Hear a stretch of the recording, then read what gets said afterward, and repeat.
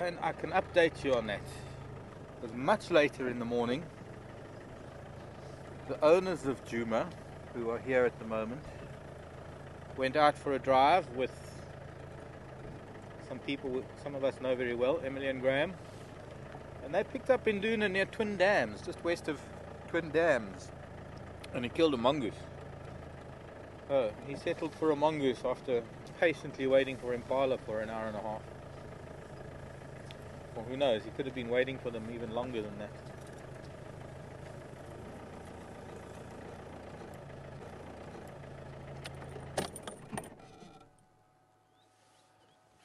I'm still only seeing 4 youngsters.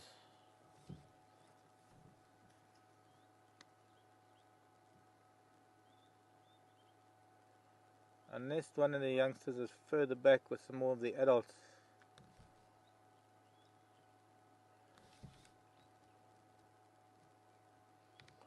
We'll reserve judgment on that for now.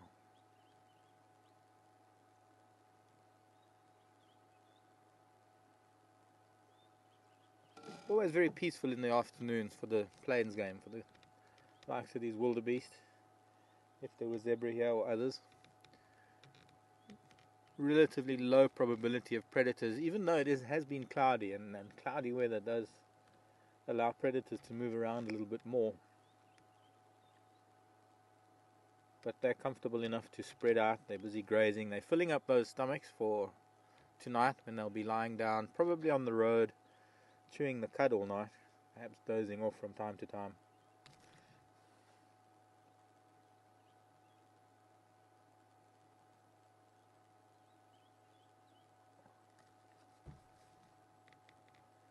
Well, my plan this afternoon is to go to Twin Dams and actually start looking around there, see if we can find any sign of our young leopard.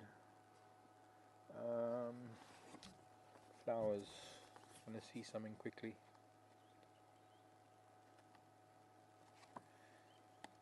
What am I looking for? Plumbago. Not lumbago, plumbago. I want to see if it comes in white.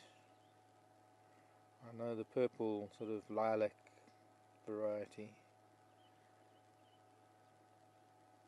Plumbaginaceae 292 auriculata.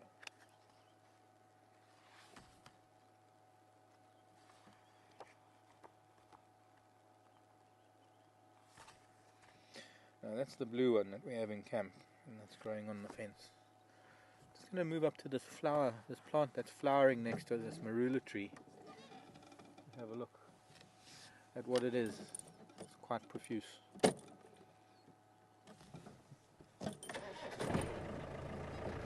Wildebeest haven't even lifted their heads. They looked at me when I was out of the Land Rover, saying hello to you all.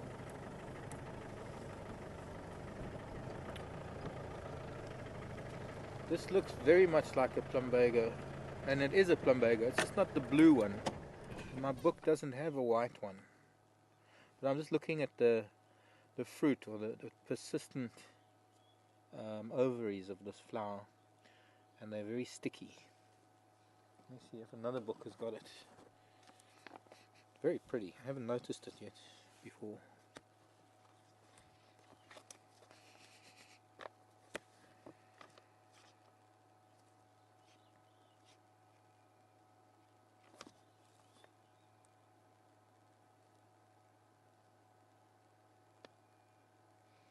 No, it doesn't have it.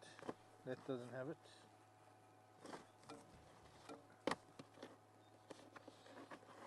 I'll try one more book. I only got 3 flower books, and it's not enough. Well, 3 that I brought with me at any rate.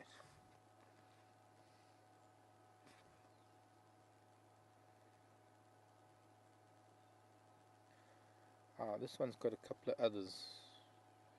Page 78. But that's going in. Yeah, this is white flowers. 78. There we go. It is called Zeylanica.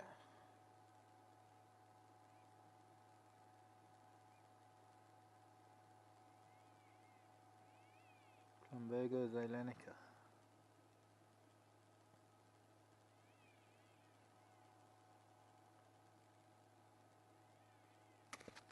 It's not even in my Lowveld book, it's in my Highveld book. But if I can just get a flower for you, or have a look at this. Where should I put it? Here, against the black. This is the one thing that pretty much characterizes the plumbago is the ovary has almost these, well, they're quite sticky hairs at the base, or around the base of the ovaries. Very pretty little flower.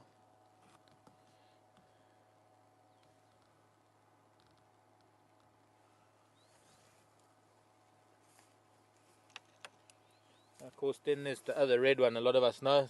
Some of them are really quite scarlet. The red star zinnia, which, much like the Lantana Camara this morning, I want to pull all of them out. I want to get rid of them, but I'll never get rid of them. You can maybe control them in some places, but they favor disturbed areas, and out here on the open area there are some disturbed areas. Probably from cattle farming way back when days when there was cattle farming here. It started a cycle of irreparable damage to the topsoil and the succession of plants.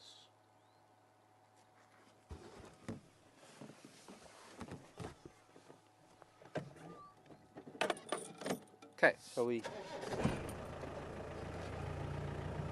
journey over to Twin Dams. Let's see what we can see there.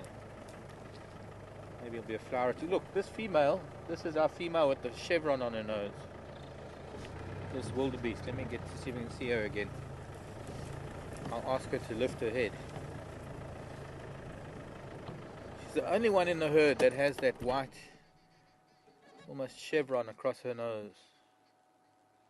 And her calf showed that it was a genetic trait. Well, her calf showed that it's been passed on down through the generation.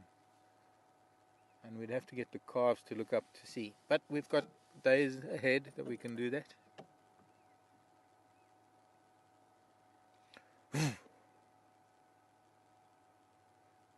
They're not even interested in an alarm call.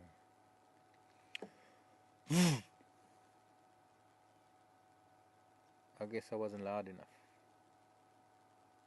And then she says, oh, it's only Mark. With that strange dialect of his. She doesn't like the accent. Okay, children, bye. Mind the cats. And the dogs if they come by. That's something we need to see soon. Haven't seen the dogs for a while. Didn't see any dogs when I went home. Cape hunting dogs, or rather African hunting dogs. Wild dog, painted wolves.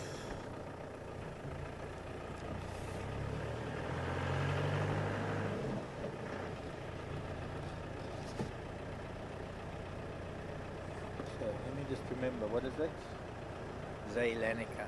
I must look at my other book to find out where the name comes from. Zeylanica. Zeylanica. Zeylanica. For Sharon. Hello, Mr. Marla.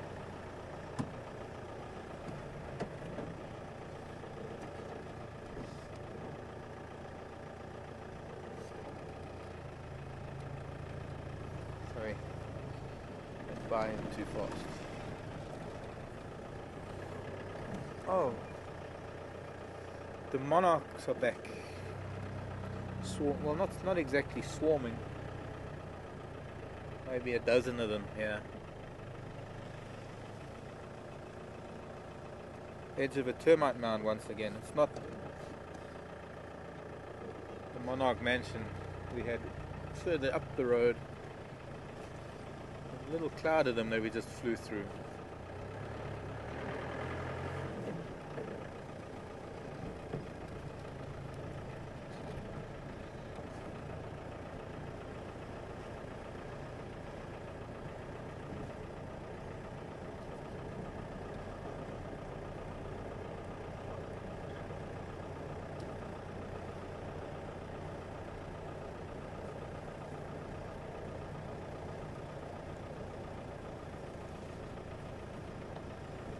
Thank you, Penny.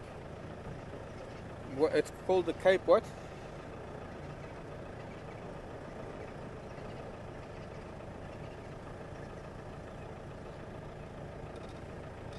Oh, okay. Thank you, Penny. The white one. Also known as Cape Leadwort. My book doesn't tell me that. My book doesn't tell me a lot about common names, so that's why I had to learn scientific names, botanical names. Not always Latin, sometimes Greek. Yeah, oh, my monarchs again. This time, I think there must be something in the soil here, and I'm quite sure because now if it was mud, I would say they're mudding, but they're actually in the sand. And just like a minute or so ago, we were on the edge of a termite mound, so we are here. And there are obviously minerals. Now there's something, looks like probably wildebeest, that's been rolling in the sand. And it's disturbed the soil. There's a slightly wet soil. That moisture will also be absorbed. In fact, it's the moisture along with whatever nutrients and minerals there are in the soil that these butterflies are absorbing. Not as many as the first time we saw them, but still. A little bit of monarch mayhem.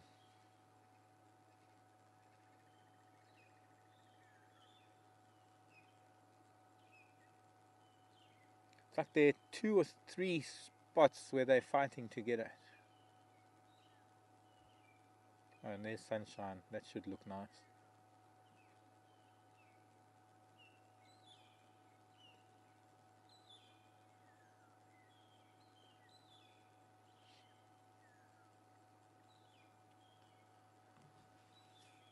Danaus chrysippus aegyptus. What they're known in lepidopterist circles.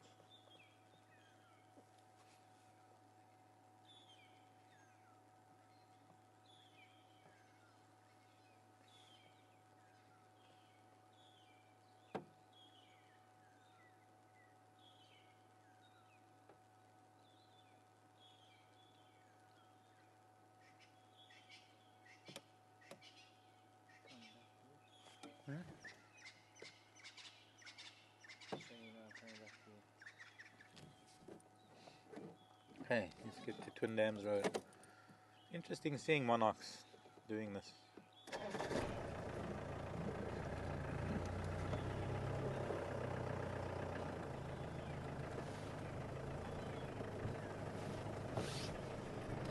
We should drive past them and hold the camera down just above the ground. Huh?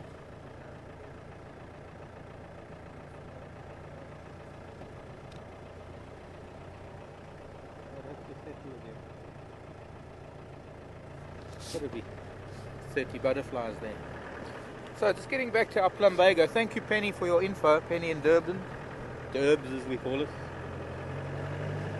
Just filling me in on some history. The blue one that we have in camp, I'll have to bring you a flower next time we come on. Next time I'm on drive, I'll bring you one of the blue plumbagos. You're not going to find it wild here, I don't think, although it is indigenous. But one of South Africa's, what can I say? I can't really say founding forefathers. One of the pioneers in South Africa. Chap by the name of Jan Smuts. The main international airport in Johannesburg was named after him for many years. Evidently it was his favourite flower, the blue plumbago. Interesting tidbit of info. Thanks, Penny.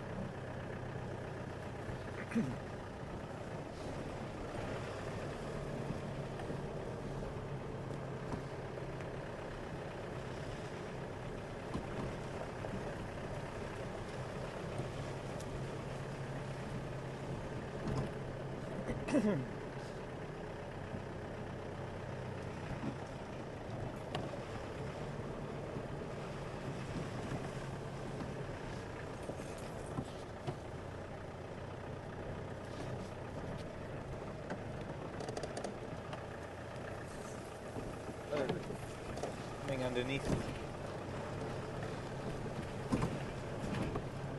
Here.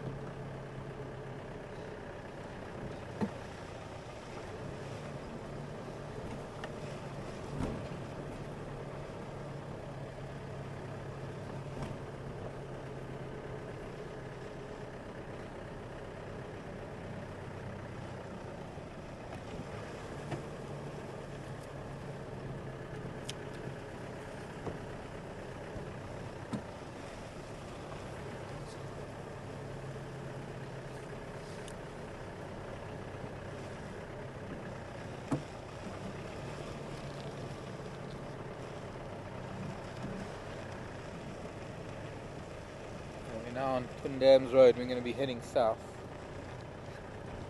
probably all the way to Twin Dams.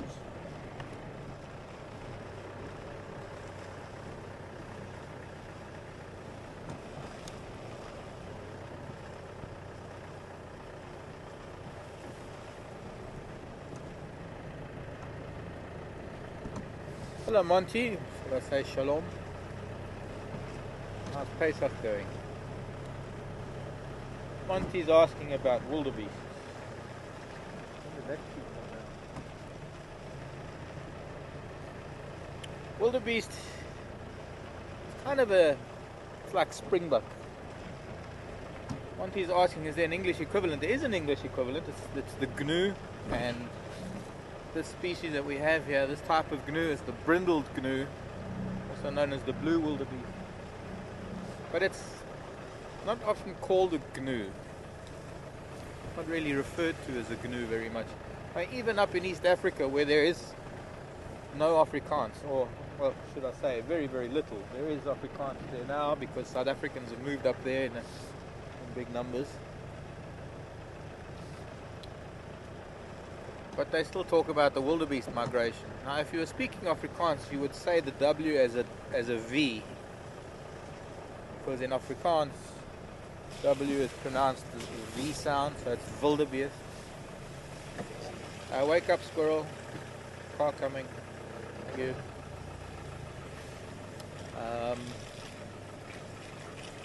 And sort of the English version, Monty, is like this wildebeest with W. But I guess you could refer to them as a gnu, G-N-U, and I believe that the name gnu comes from the San people. It's not really English, it's actually a Khoi word, or a San word.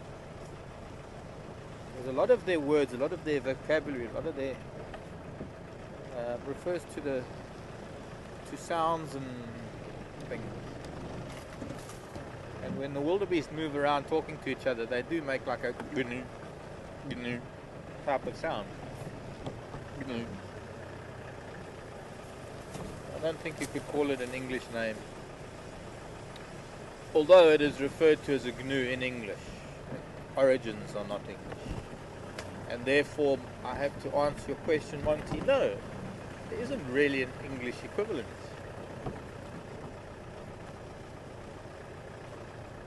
Other than the use of the word gnu.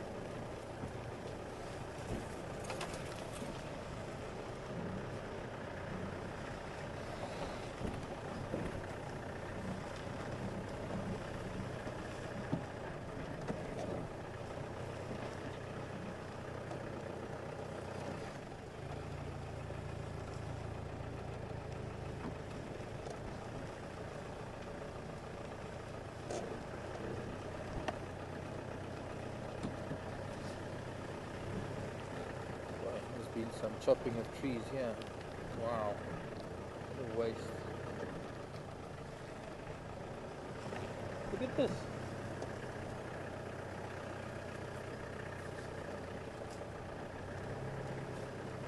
Unbelievable.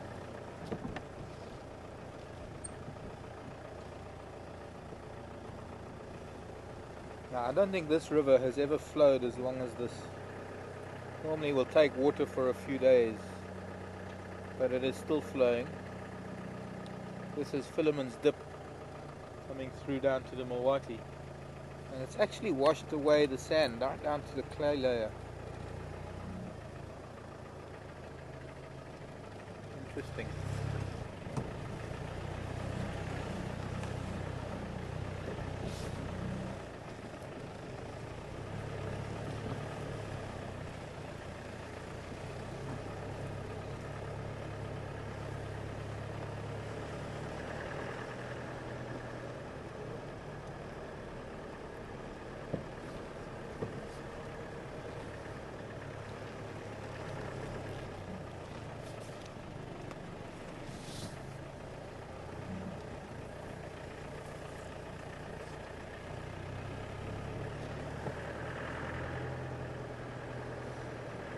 Chelapan.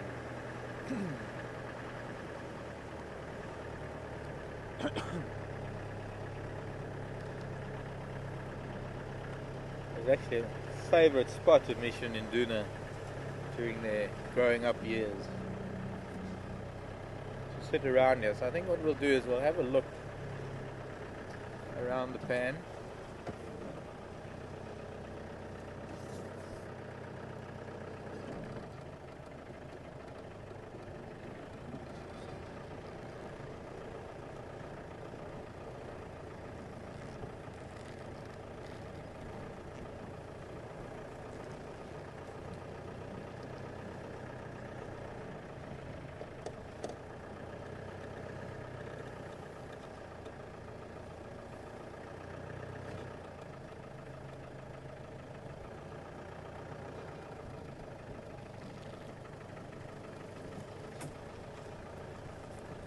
Still very full, of course. All the way underneath the gardenia. Gardenia obviously doesn't mind its feet being wet.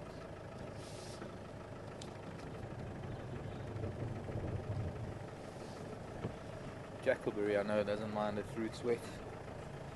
It's interesting that the gardenia has been sitting in water for several months. Oh, I'm just smelling gardenia or jasmine right here.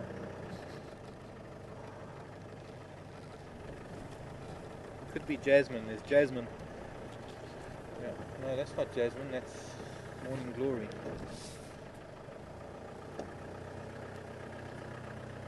That looks like a little jasmine. Or a spike thorn, more like it. I know the gardenias have got flowers.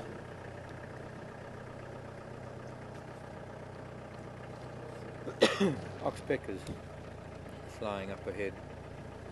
Just taken off from an animal up near Battalier Road. Excuse me.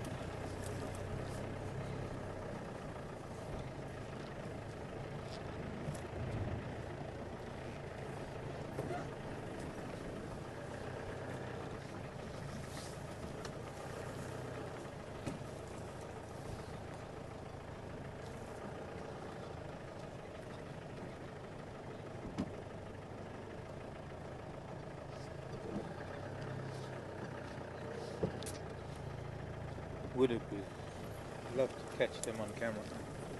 Once it's still long enough.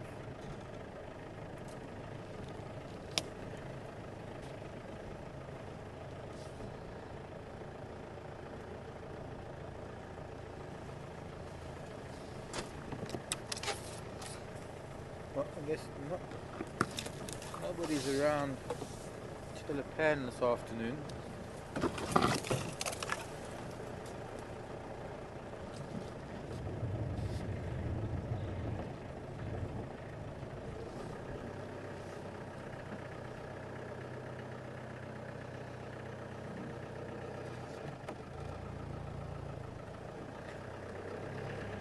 Wonder, has the crocodile still, is it still hanging around Gowrie Dam, do you know?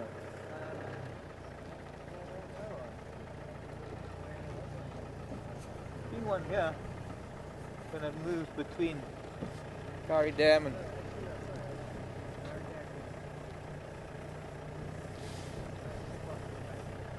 okay.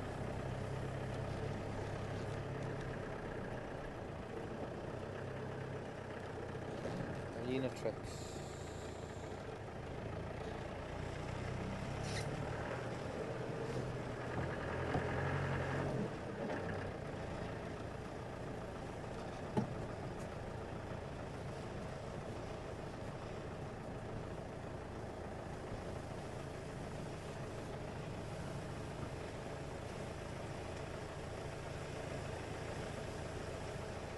Hello Hez, welcome to our PM drive.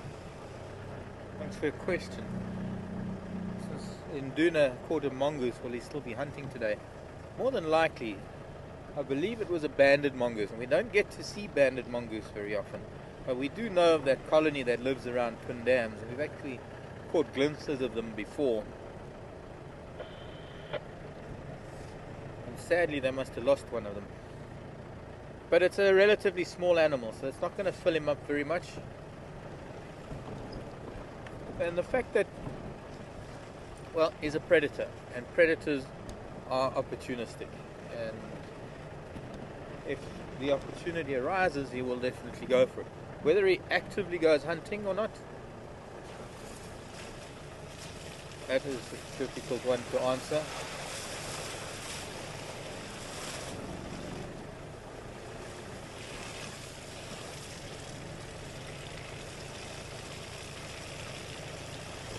Depends on how much of the mongoose he ate. Last time I saw him catch a mongoose, he didn't even eat it. Mongoose can be a bit smelly. Put you off for food.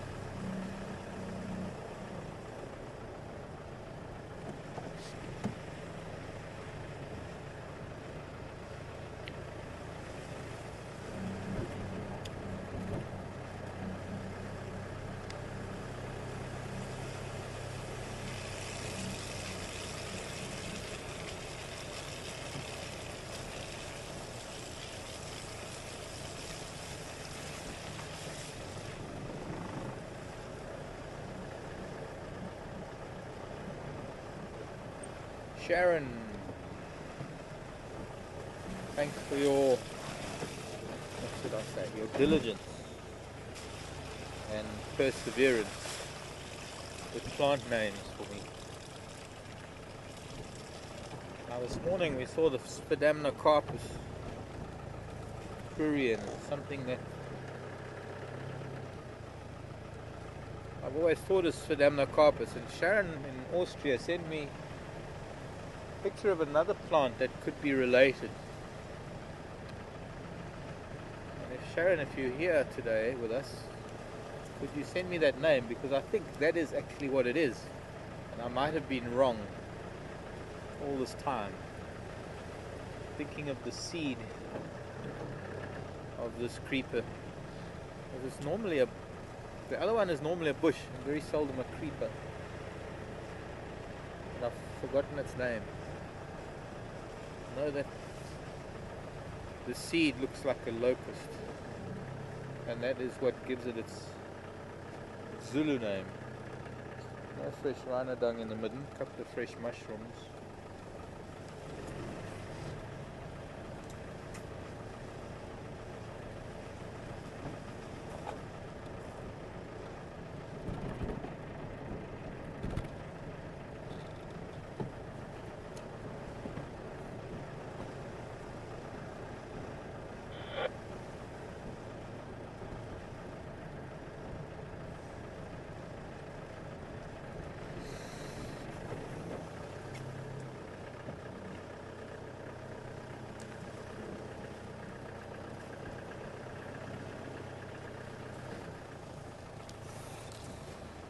Smell again. Oh, it could be spike thorn. Very sweet.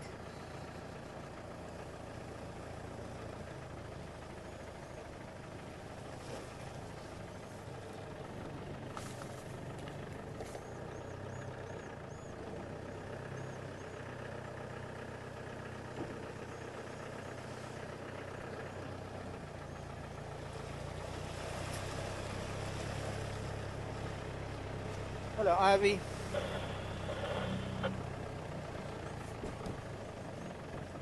Nice to hear from you in Indiana. Morning to you. Ivy wants to know if I've ever seen an okapi antelope. One of her favorites. And my answer is strict, strong no. Okapi, actually, Ivy, they're not antelope, believe it or not.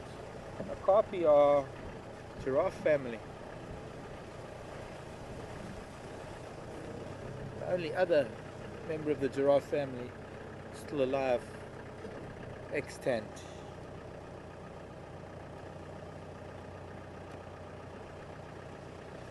No Induna here, not with this Impala ram fluffing his tail. Morning, Squire. Is that what you think of me? Going to the toilet when I come back. Okay. Okapi only live in dense rainforests of Central and West Africa.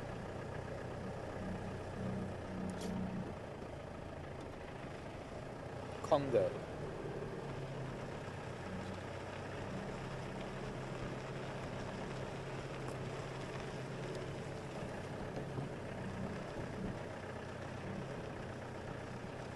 Can't believe how full Twin Dams is still.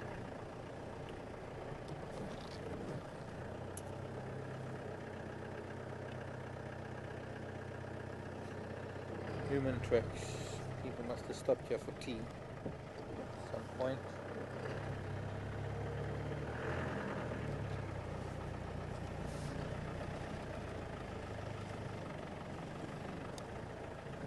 Milwaukee's still got water in it. Ground is saturated. Did this for Lynn in Canada, who keeps records of water levels. This is incredible. I mean, the water's been so high so long that they're water lilies. And these water lilies, their bulbs, their rootstock must have been in the ground for years without popping up because the water hasn't stretched this high. I've never seen the water this high. Right in front of us, there are normally a couple of little mud wallows at the Buffalo Line. And the end of the water, just off to our left, is normally where the dam ends.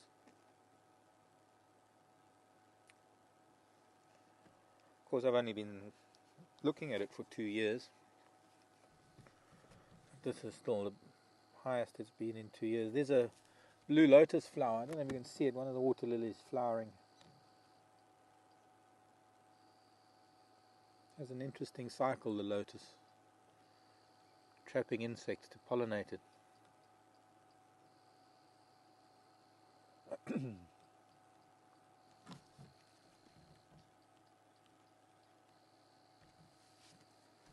Got it.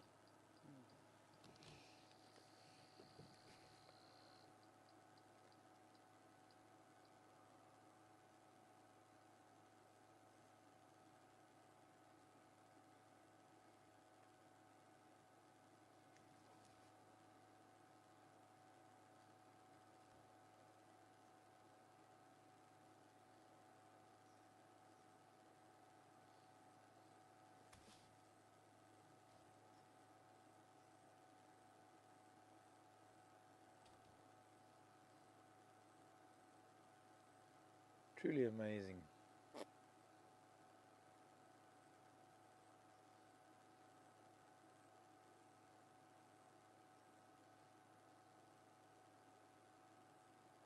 Interestingly, none of the birds we sometimes see around this dam, and although we might see them moving around a bit, I'm not seeing any of the ducks, thickneys, a couple of doves and francolins. Yeah. And you see something.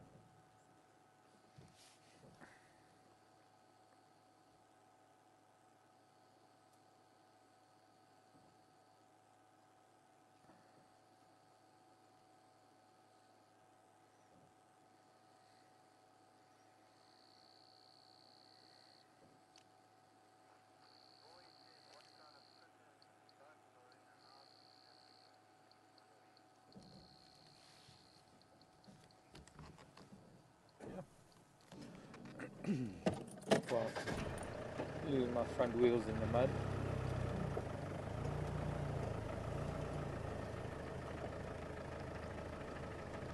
Roy, where are you from, Roy?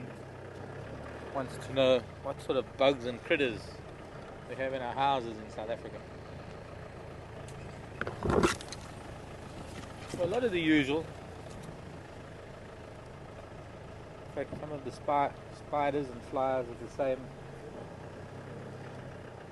the world over. Odd rodents.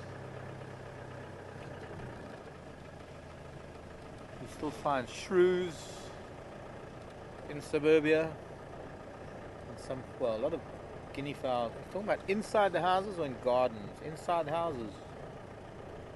Don't know really. Geckos on the walls.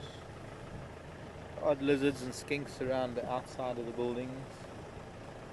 Most buildings in South Africa are built out of brick, so we don't have very much in the way of termite problems.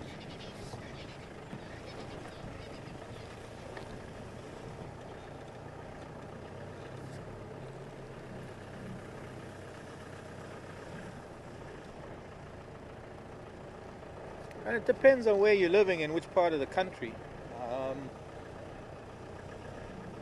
There's some parts of the country that baboons and monkeys will break into houses. Some parts of the country where you'll get on the edges of wildlife areas, on the edges of natural areas. Some of the wildlife moving into gardens and maybe things coming in, but nothing like raccoons and possums. Raccoons that'll get through cat door and come and eat your cat food. Here we might get African wildcat or genet in places.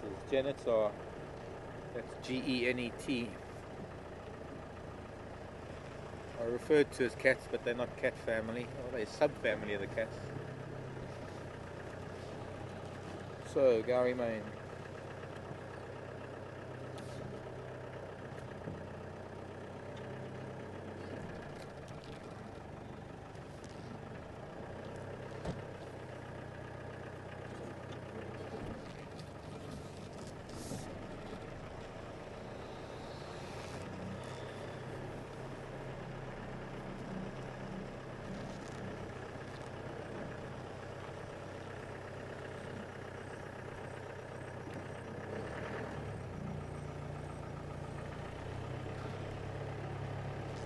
We need to make our way up to Weaver's Nest now.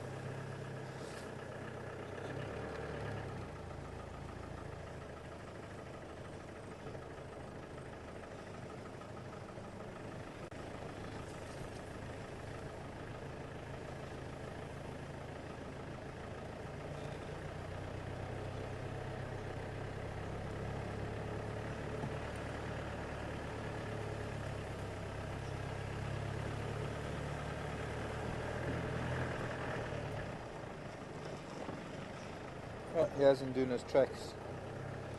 Okay, we're not going up to Weaver's Nest. These are quite fresh. We'll have to go the other way. I didn't see anything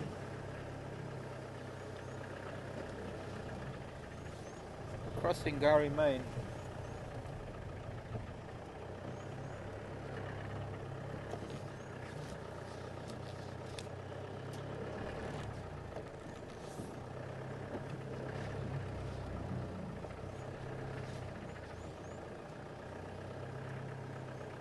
Before I drive over these tracks again, I want to just try and get some idea of which direction he's gone in.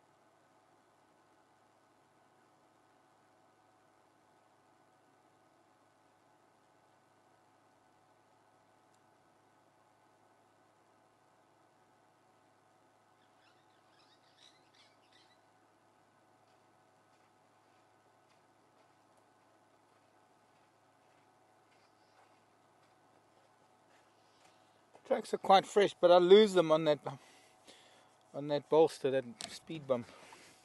Mounted drain. The ground is hard going over it. We're going to have to go around onto Gowrie Main and see if he crossed over there. This is quite fresh. Within the last hour or two. And I don't think he's within a 20 or 30 yard radius, because he would have heard me and seen me and growled at me. Maybe eaten me.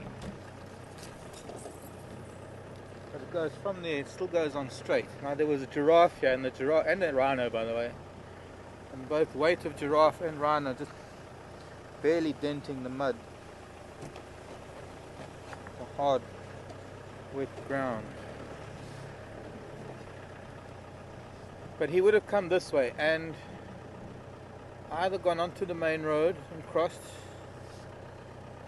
And there are two mud pans here. Or gone back to the dam wall and gone east from there. My guess is he might have gone south of these mud wallows.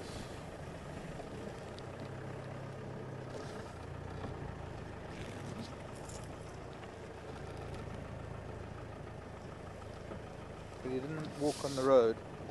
He went off the road at some point.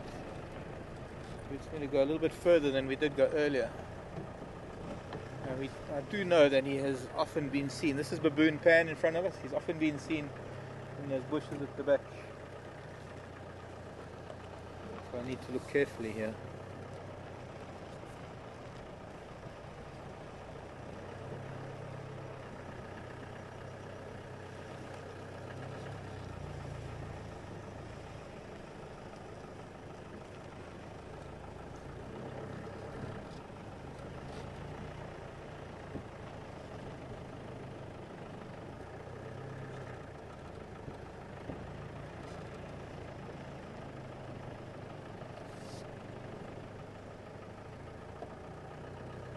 Big male lion tracks. I guess this was the Majingi lions the other night.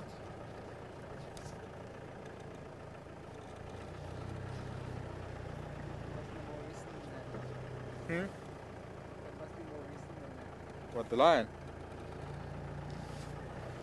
It's not very distinct. Got a track there. It was wet. Look at the size of it. As big as my hand.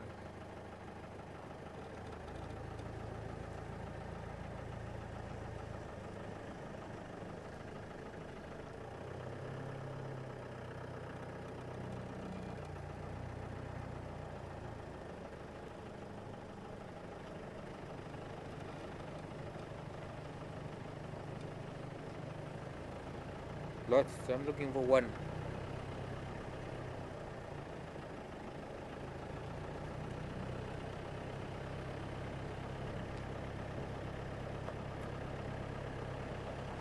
Not yet. No, Sphedamnocarpus. Thanks, Sharon. Sphedamnocarpus is the one that I said it was. Elephant tracks here.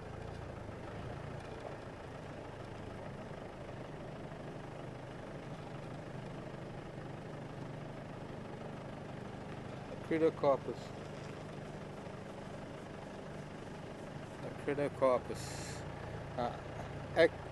Yeah.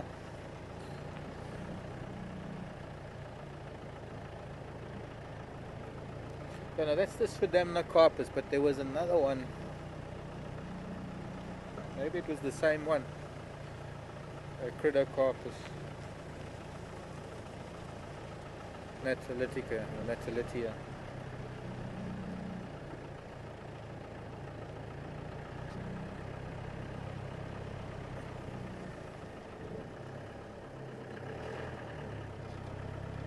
That's right, the moth fruit. Now that's the one. I've seen those seeds. There's no tracks here. But he didn't cross that I know of. We're going to go back again. Turn around. Go up to Leadwood Road. Cross the Mulwati. In fact, maybe if we have a look in the Mulwati, see if and where he might have crossed the Mulwati River, since he was heading east.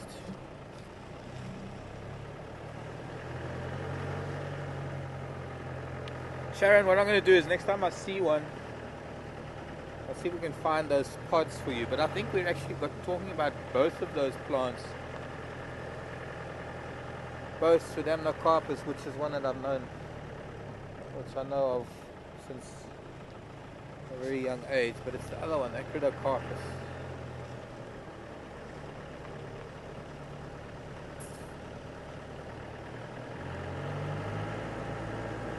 Finding a decent place to turn around. Sort to do it.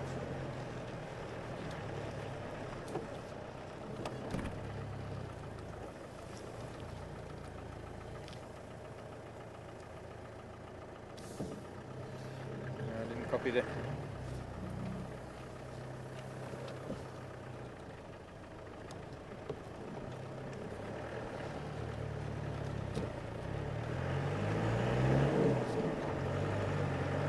Game drives.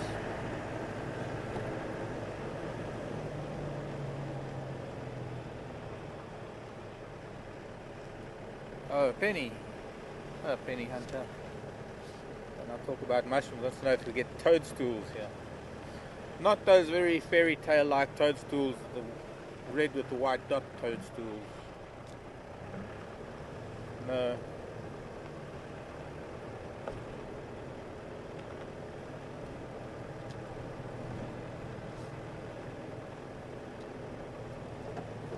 Hoping to play on Gary Main before the game drive traffic, but it looks like it has started already.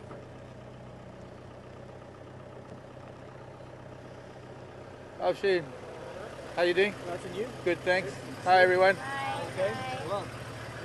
Bye. Hi, bye. In Coral Bush Lodge. Doubt whether they would have found leopard. Well, I don't know whether they did see any. Could be he's still on the side of the road.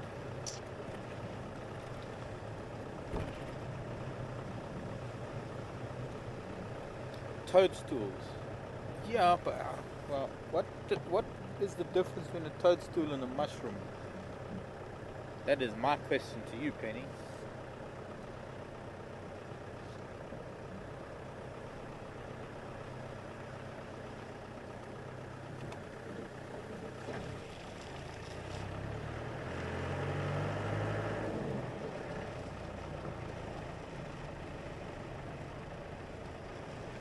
Might have to go back to the dam, look around the dam. Might be somewhere around the dam. There's Franklin's giving a warning Which side? in the drainage line. Could have been, I wasn't hearing that. You can go and see.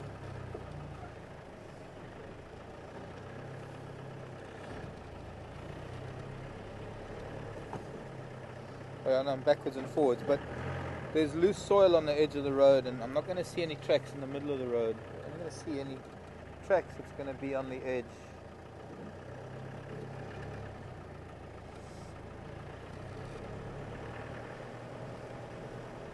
Oh no, far too often I'm looking down for tracks and I might miss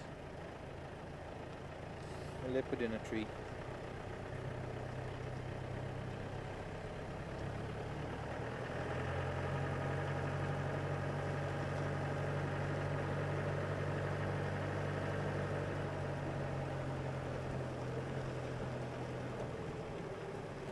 There's a lilac piston. Oh, it's gone. There's a roller eating something on the road.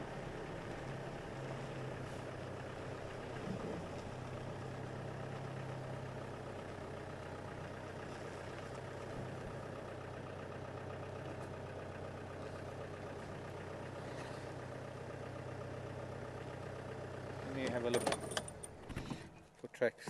Block the road. To the whirligig beetle.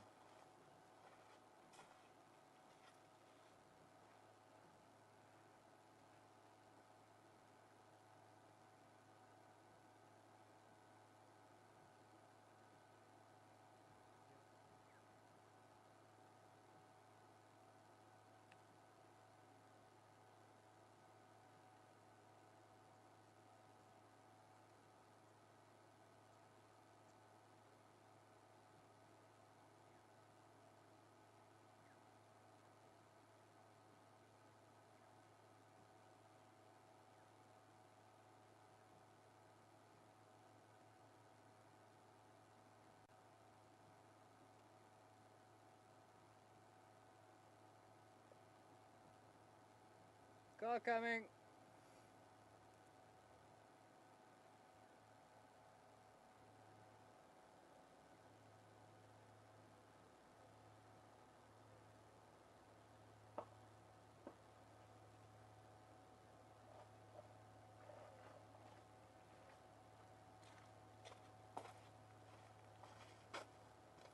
Looks like he's crossed. Just that way. Yeah, no, he's come down. His tracks are there. Yeah. I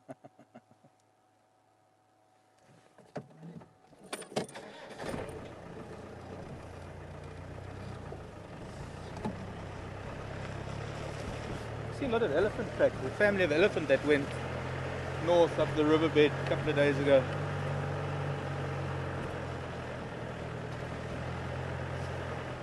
Mr. Dold, I presume. Oh, how are you? Good and you, Doug.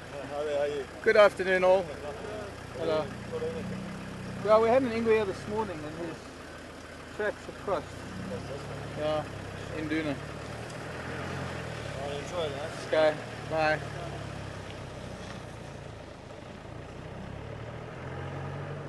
Well, good paid to Induna. So we'll do Leadwood Road. Get off of the main road. Rhino tracks.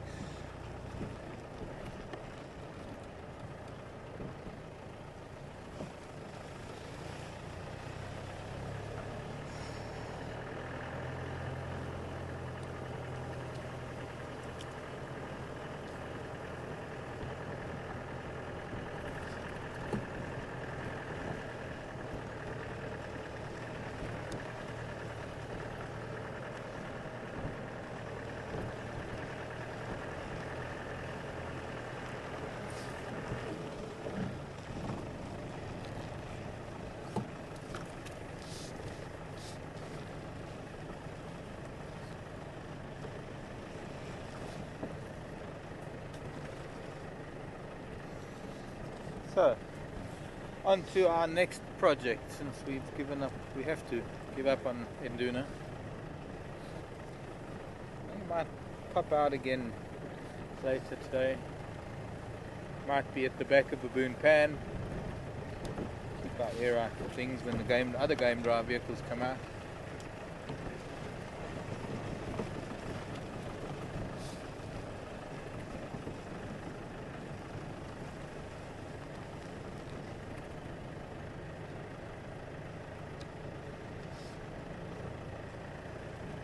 Turning into a beautiful afternoon. As I said earlier, the sun finally winning battle over the cloud, clearing up nicely. I think we're in for some really good weather. Hello boys. Tell me, what's it like being on your own for the first time in your lives? No girls around. Getting... That's what it's like, is it? They must be getting hammered by the older rams. Forced out of the family groups for the first time in their lives. Little yearlings. Well, I guess they're a bit more than a yearling now.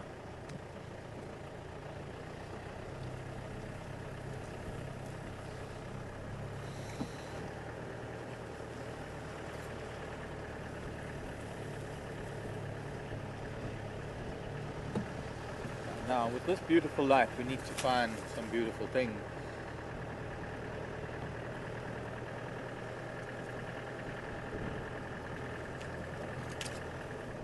Other than flowers, I guess. Shelley's Franklin.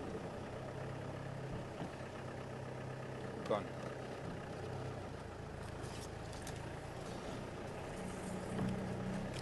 Don't know who Shelley was.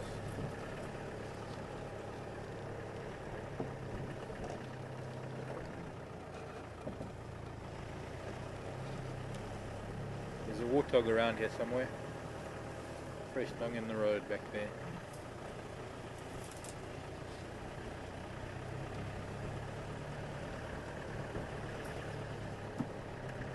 Franklin, we were off the road, stay off the road. Losing it. And the tail covered feather.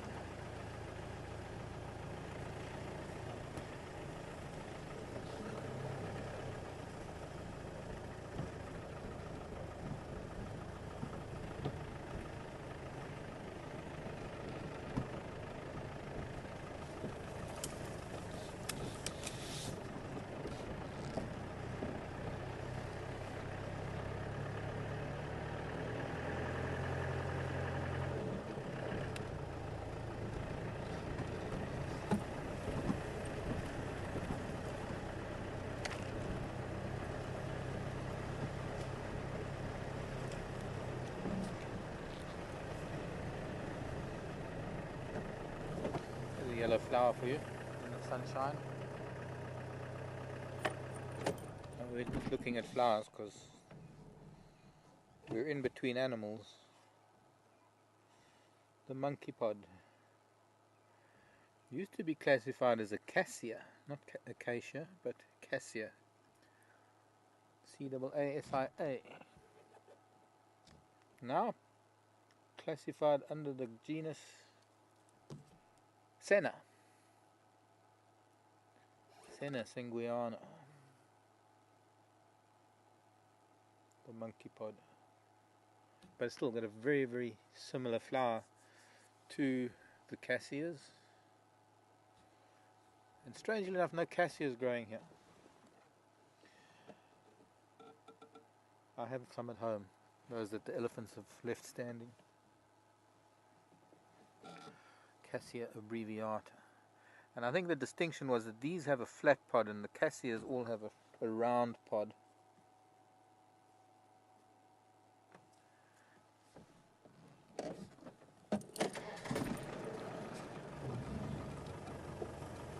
Seed pod.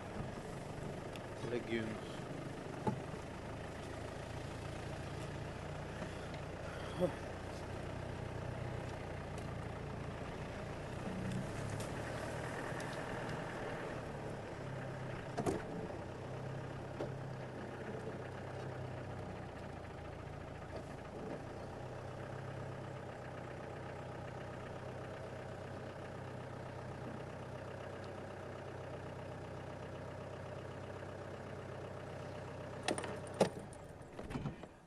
Now this is Leadwood Road and we very often see Bateleur here. Let me move forward, I think the camera might get a better angle. We've actually got, and we've known about this nest for a long time. It looks like there's actually a female on the nest at the moment. Well, I think it's the female, it's hard to tell. There's definitely an adult on the nest.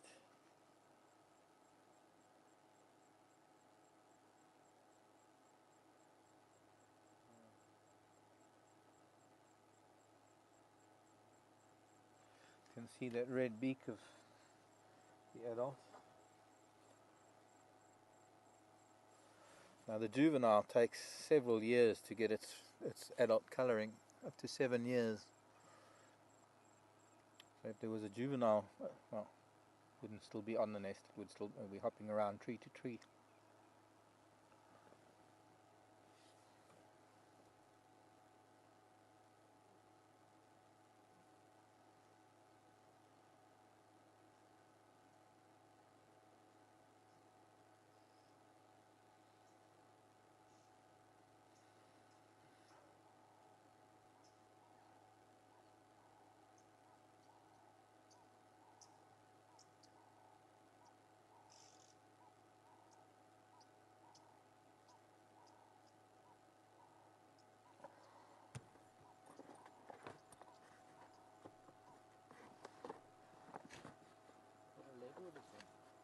Hmm? Leadwood. Yeah, I think so. Let's check. Knobthorn. Big Acacia nigrescens, the knobthorn. Let's see something.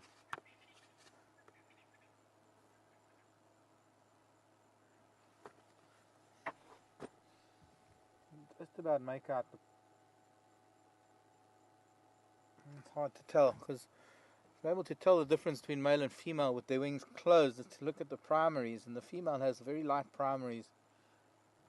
The primary feathers on birds are those very long feathers along the edges at the end of the wings, the ones that give them stability and wing strength, and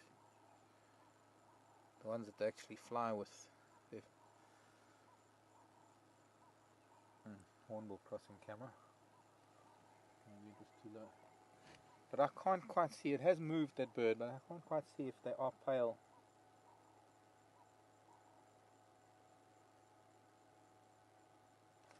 They look darker than the female. So it could be the male.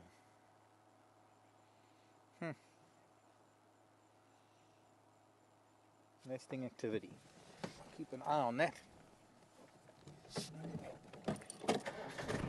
Bateleur snake eagle.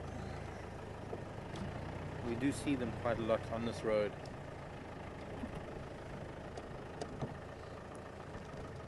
Nobody's been here for a while.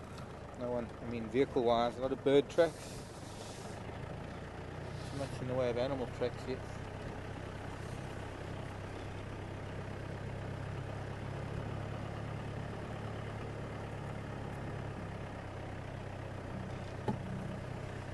Ah, Penny, thank you. Anyway, she thinks toadstools tend to be more toxic than mushrooms. More warthog dung. Actually, a warthog latrine. Could be that they're in the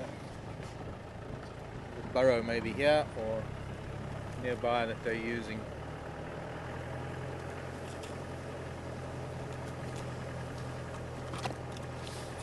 Something for me to look up later when I get back. Try and clarify the distinction between a toadstool and a mushroom. Interesting. Elephant dung, that's not very old. Even still smelling. But with these cooler temperatures and overcast weather, the dampness that there is, the dung and the smells and the tracks stick around a lot longer than when it's very hot and dry. The ground is still damp. There's even hippo tracks here. Could have been from earlier today. I believe there was a hippo at Twin Dams earlier today. Whoops. Erosion. Quite bad.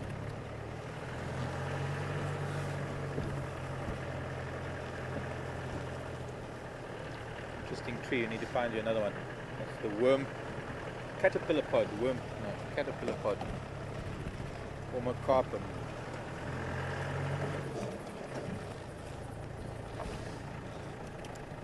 It's interesting this time of the year because it actually has its pods on. They have very pretty little pea-like flowers, purple flowers, earlier on in the season. But it is time now for the fruits to develop. They're very interesting little pods. I'll find you another one. One is a bit far off the road. They're not even trees, they're kind of scraggly bushes. Caterpillar pod. Very strange scientific name. Ormocarpum trichocarpum. Here's one coming up now. Yeah, it's got some flowers on too. And the fruit that look like that will develop into hairy caterpillar type fruit. There's one. Oops.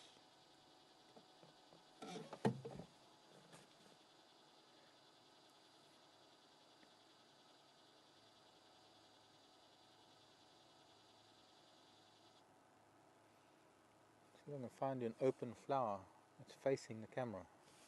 Maybe this one.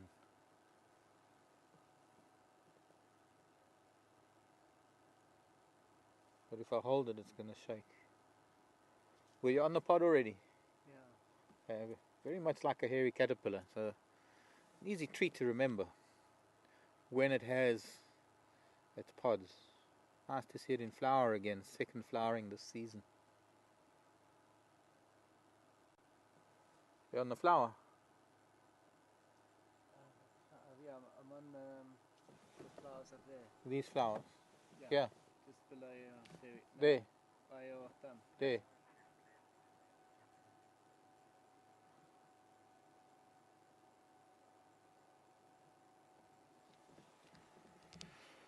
Pretty little thing.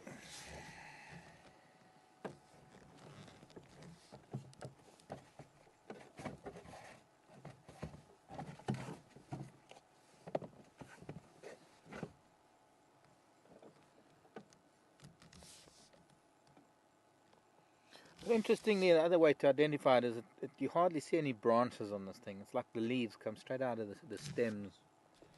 Leaflets, rather. They compound leaves. Caterpillar pod.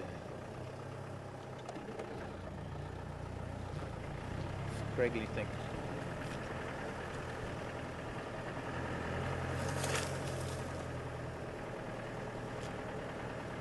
Ella. Ella. As in Fitzgerald. I guess you get that a lot, huh? Well, it must be lovely to be named after such an icon. Ella wants to know where we are in South Africa. We're up in the northeastern part of South Africa. We are in the Kruger National Park. We're in the private western edge of the Kruger National Park. A private land that is contiguous with the park, that is adjoining the park, and up until about, oh gosh, it's nearly 20 years now, it's hard to believe. Up until nearly 20 years ago, it was actually separate from the park. There were fences in between. This is called the Sabi Sand Game Reserve. And between the Sabi Sand Game Reserve and the Kruger National Park, there used to be a rudimentary fence. We referred to it as a veterinary fence. But it was taken down in the early 90s. Look at that yellow. It's so nice to see this late afternoon when you get the sun shining on the sides of things. You get a completely different feel. You get a different, it's different seeing the light, because during the day when the sun is higher you get too much shadow lower down in the tree, and when we get the late afternoon sun shining on the side, now that's one of those monkey pods. It's probably one of the biggest that we'll ever see. It's reaching right up to about 15, even higher, 18 feet tall, in full bloom.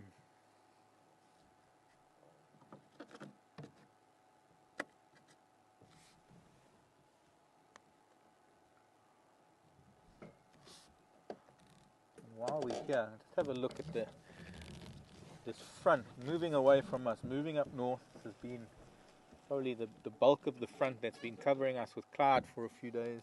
We've got blue skies coming up from the south, and this is the end of this low pressure area that's moving north now.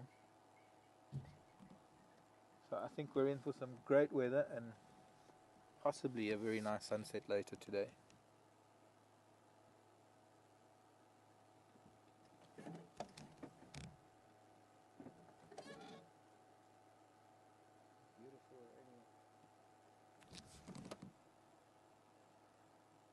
Rays of sun coming through. Yeah, we'll keep an eye on that, and every time we get a gap through the trees we're going to stop. We're moving up onto Cheetah Cut Line, which is on the top of a ridge. It's going to afford us a great view of the west from time to time, and when we get a chance we'll stop and have a glimpse at what the western sky looks like today. I haven't seen a sunset for a few days. Had some of the most beautiful sunsets at home while I was on leave, especially the day I was driving and the day I went on leave. I was driving home into the Timbavati. I had my camera up in the air just snapping away. I just couldn't believe the light. And then the next day, after I'd unpacked and had my fridges going and everything, went to sit at a dam for the afternoon, and it was spectacular.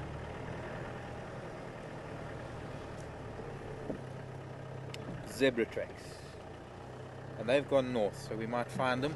We're just going south towards Gowrie Main because there's this little ridge and a little open patch of grassland on the other side. We want to have a look at that in case there's some animals. The zebra have been here. They've been busy rolling in the sand, quite fresh.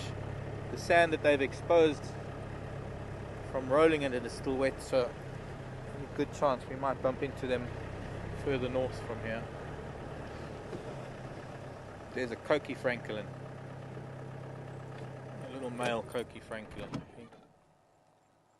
The prettiest of the francolins that we get here. That rust-coloured head. Where's your family, dude?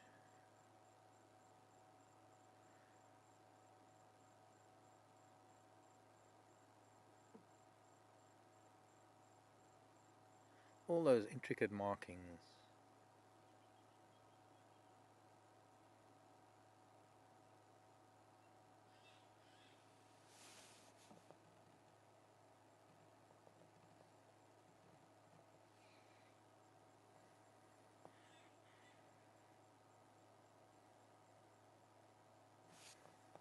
Okay, can I pass, Francolin? Come coming through. Oh, we got the cold shivers there.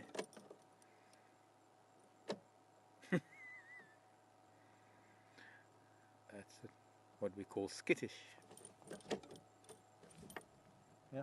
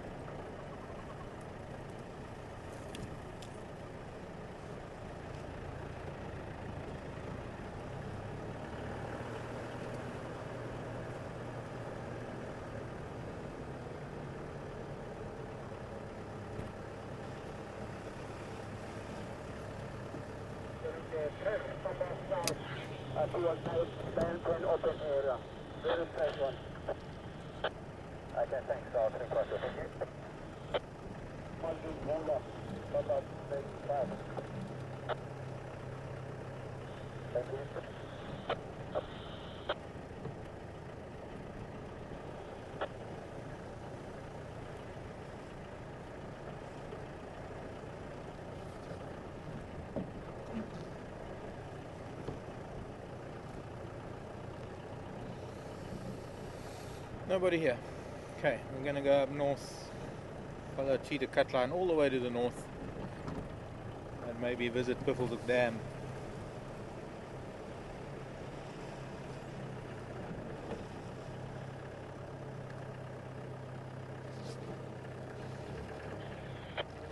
Main stations, can I get an update, please?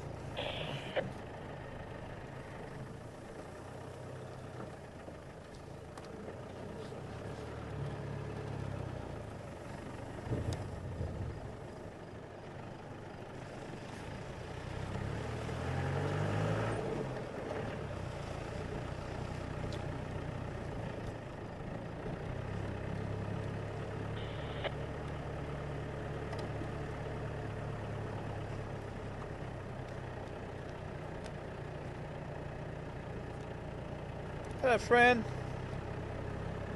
and thanks for that. Wanting to know if I'd heard about this fossil golden orb spider that was found in China. And friend, yes, I have. I read it, and I want to thank a few people. Actually, there's been a few people that sent me a link. Thank you for that. Quite amazing, actually, the detail. It looked like it was an amateur paleontologist that chipped away the rock, because I mean it must have been so flat, but you can see on the photograph all the little tiny little chip marks on that slate. But still, it must have been a hard job to expose that spider the way they have, and to be able to see the fine detail. That was so remarkable. And seeing the detail of the hairs on the legs,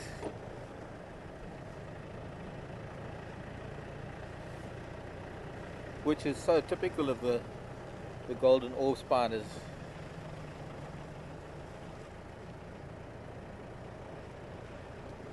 But I believe it wasn't much bigger than our present day golden orbs. Speaking of golden orbs, I found another species here that I thought only lived in the Cape. Because we get this red-legged variety that we see everywhere, this one species. But there's a slightly smaller version. And I've got one outside my room. I must take a photograph of it. It's got black legs and it's got a different pattern to her abdomen. She doesn't get as big as these ones, these red-legged ones.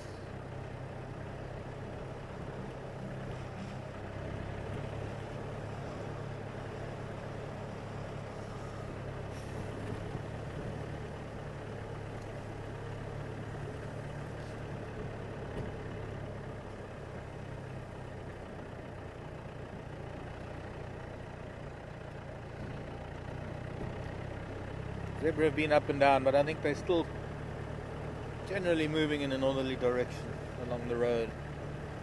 There's a zebra. Same one that made these footprints.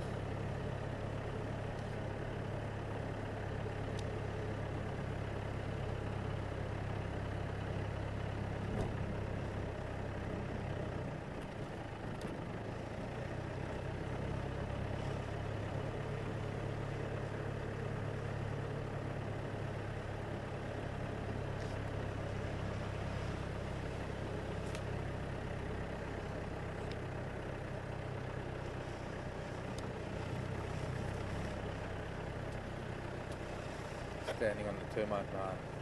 King of the castle. King of the hill. Let's just stop here before they all run away. Stop, children.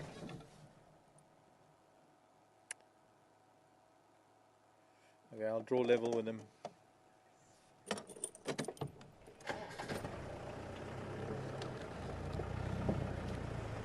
Two morning glories here that are closed up for the night.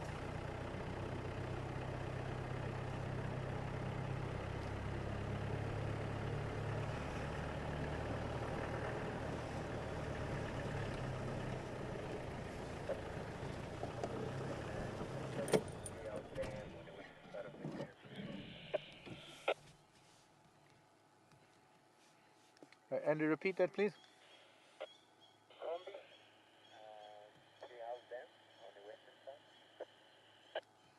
Copy, thanks. Anything else for Western Gari? I heard they were talking about Dagger Boy and maybe Gary Dam there, but otherwise, nothing. Okay, thanks. The big cross water out the water at Wetala Dam or Gari Dam. Here's my answer about the crocodile.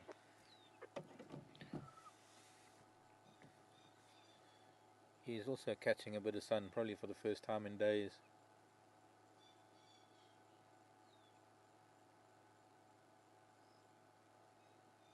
Shall I go forward a bit?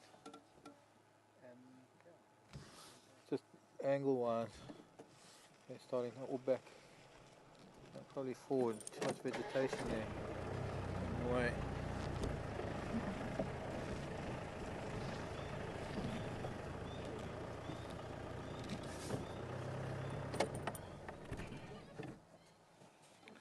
Cokie Franklin making a noise up ahead.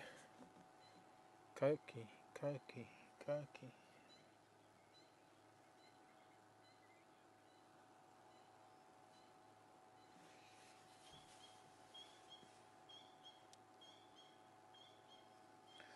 What a noise for a little Franklin.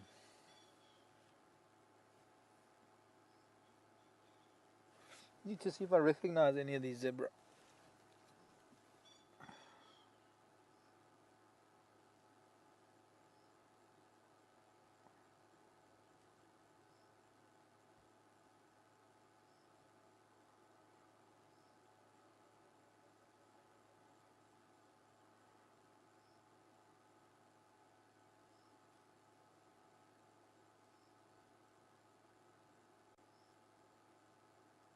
I can't say that I do. I think it's the stallion at the back there. Quite dark.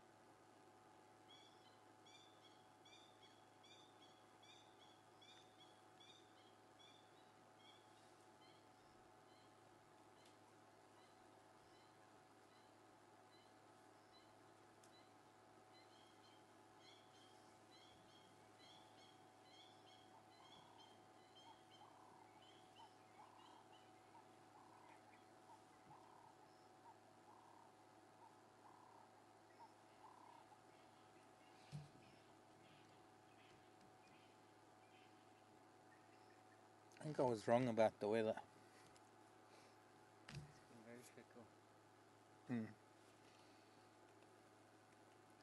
This cloud seems to be blowing back over us now.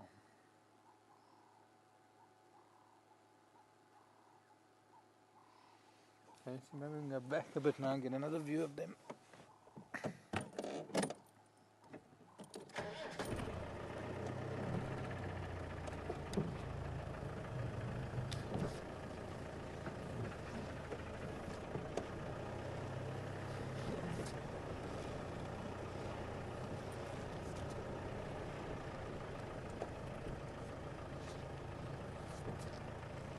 Relax, children, really.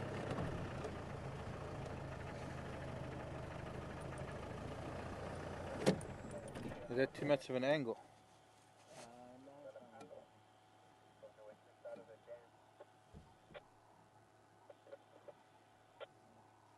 That is the stallion, that dark one at the back there.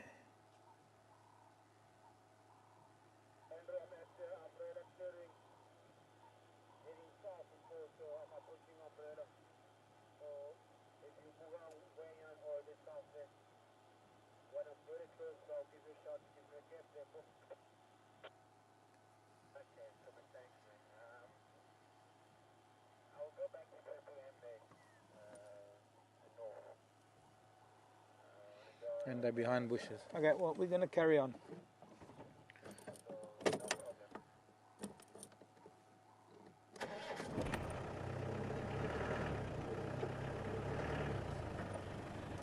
Bye, zebra.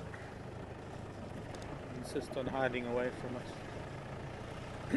There is a rhino. Treehouse Dam heading west. It's probably the same rhino who we saw tracks of this morning and scrape marks. But well, we're a little far away at the moment. We can try and find other rhino, perhaps.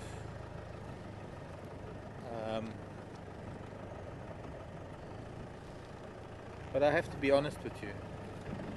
I'm steering quite clear of the western part of Treehouse Dam. I think some of you might know why.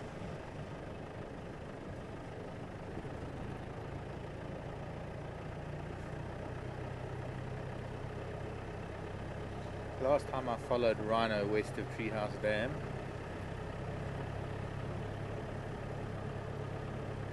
it proved quite entertaining for some people. Not so much for me. Although I was happy to entertain people, I wasn't very entertained.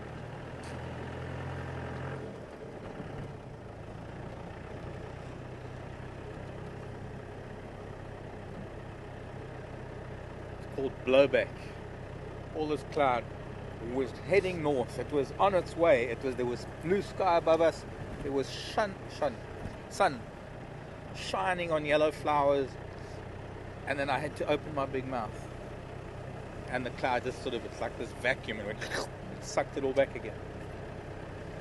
So we'll wait for sunshine to come tomorrow, perhaps. Might still be a gap in the cloud underneath it to the west where it might shine through for sunset.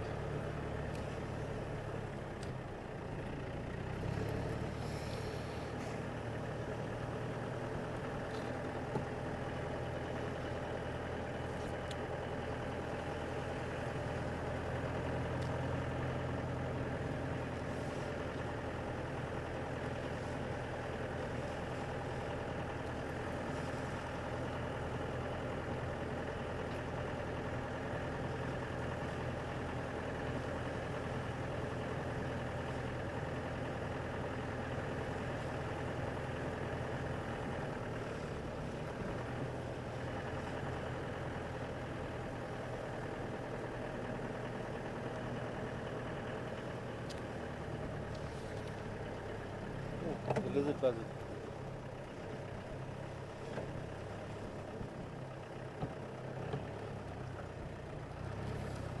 Thank you, Nancy. Sent me a lot of info on mushrooms and toadstools. That'll be interesting. Thank you, Nancy. Shall read that when I get back to camp.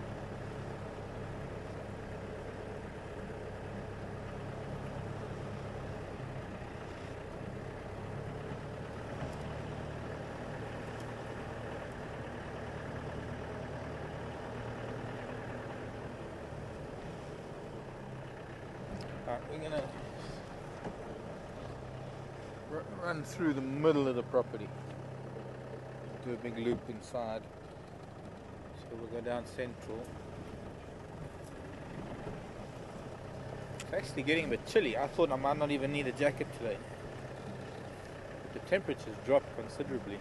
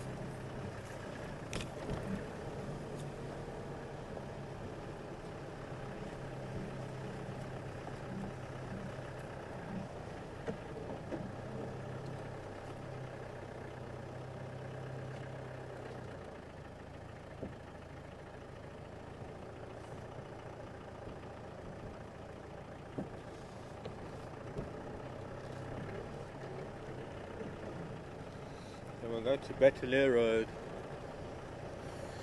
and figure it out from there. I want to go down, I'm going to do a bit of tracking here in the central part since I've been away, and I haven't driven here this morning. Driving down Bateleur, maybe doing Yala Road South, Vulture's Nest, somewhere around there, back to Central Road. That's an idea of where some of these elephant might have moved. There was a group of elephant that came across the Mulwati crossing where I saw those tracks of Nduna heading south.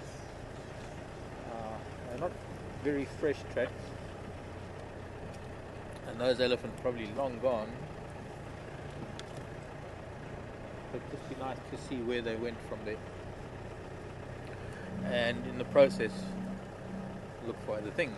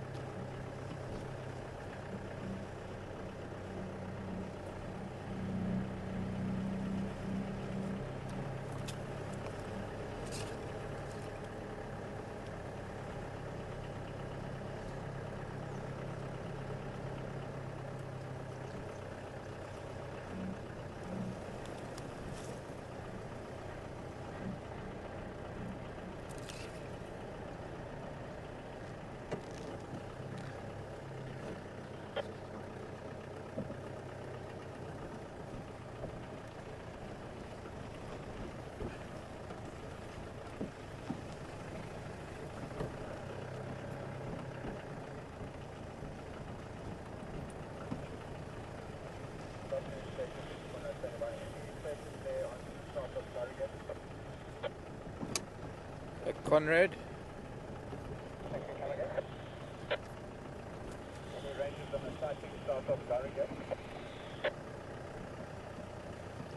Conrad, they're probably on a different channel. Go with the channel, please. Probably channel 3.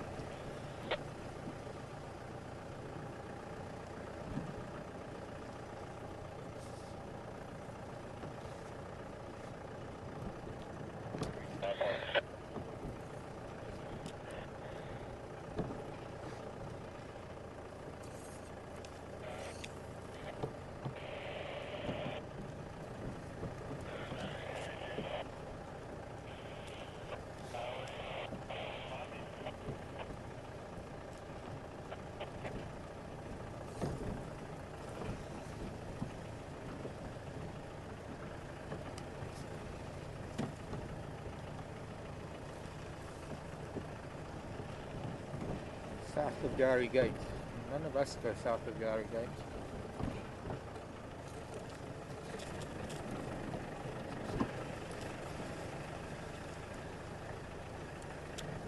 Wow, this erosion's getting bad.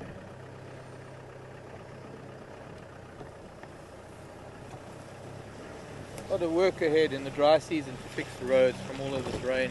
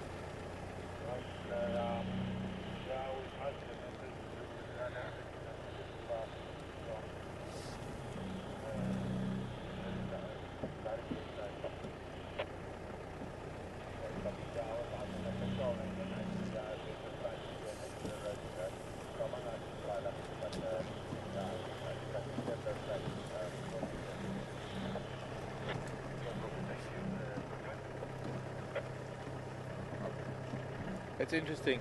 Evidently, there's a sighting just south of Gowrie Gate. Conrad seems to think it might be lion.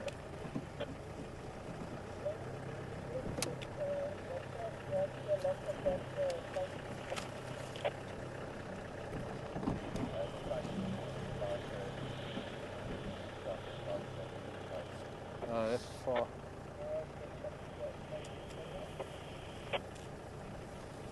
Gowrie Main.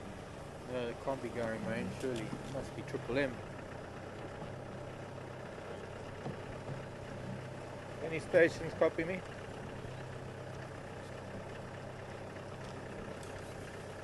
Ryan, come in. Ouch!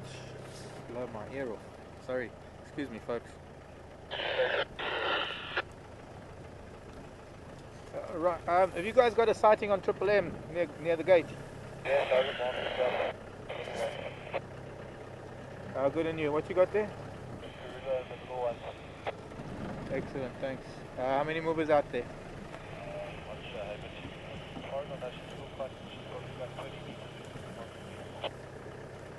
Okay, good news, thanks, bud.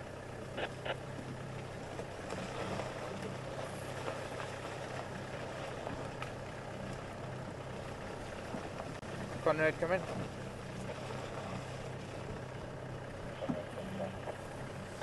Conrad Mark here. Evidently it's an Ingwe with Mampimpan that they've got on Triple M.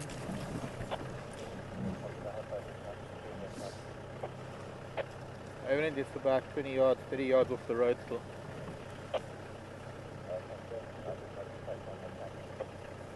I don't think so. I hope not. So, good news and bad news.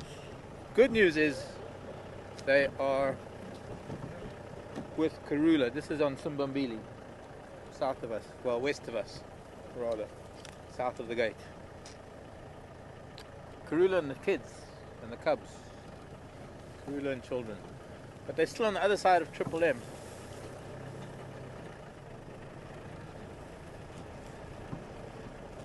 It should be a good place to start tomorrow around Impala Plains, Triple M. Using that area a lot.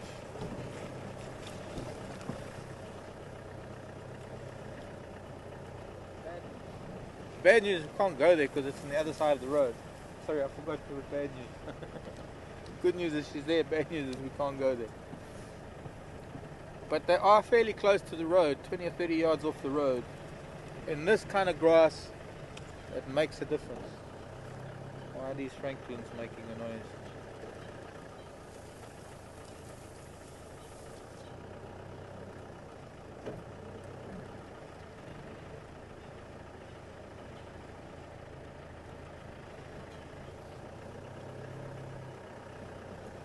Fighting was in there with a lot of tracks.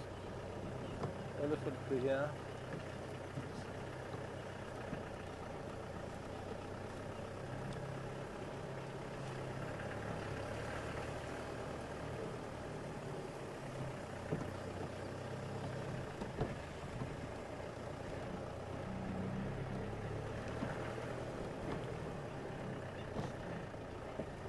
Parlour tracks.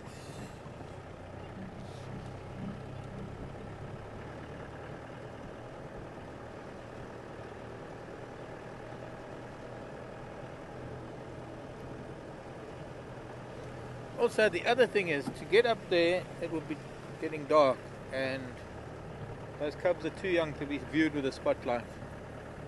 And I'm hoping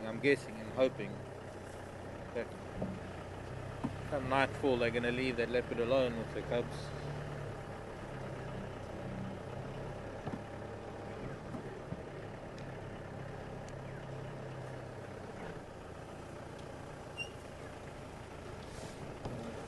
Oriole shouting now, complaining about something.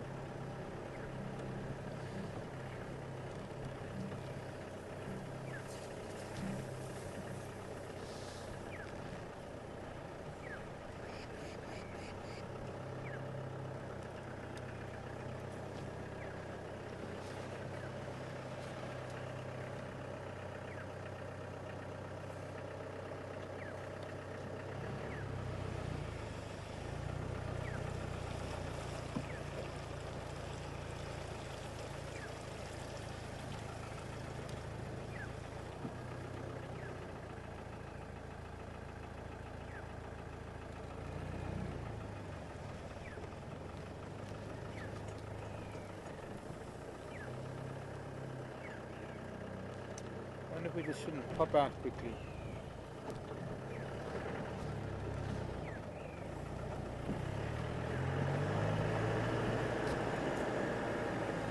Pop out of the riverbed up onto this little open area.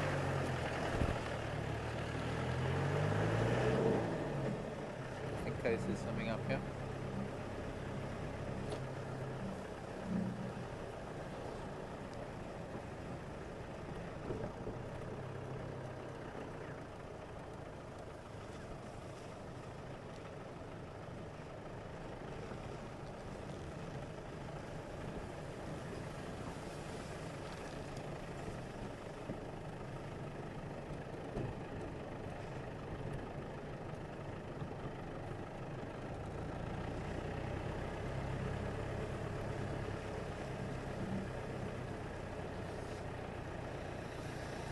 Doesn't seem to be. Actually, this cloud is getting heavier. It's starting to look rather grim. Very pretty in this late afternoon light. The sun must be going down. It's catching on the underneath of this cloud.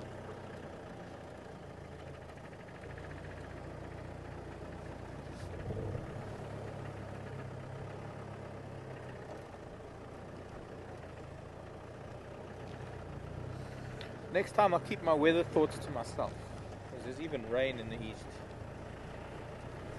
Still looking nice. Look at that. Nice and blue to the south with a little front coming in afterwards. A little high pressure in between the low pressures.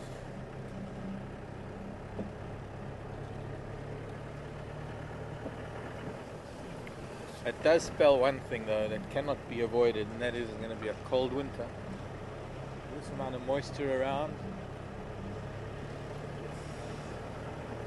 it's going to get cold.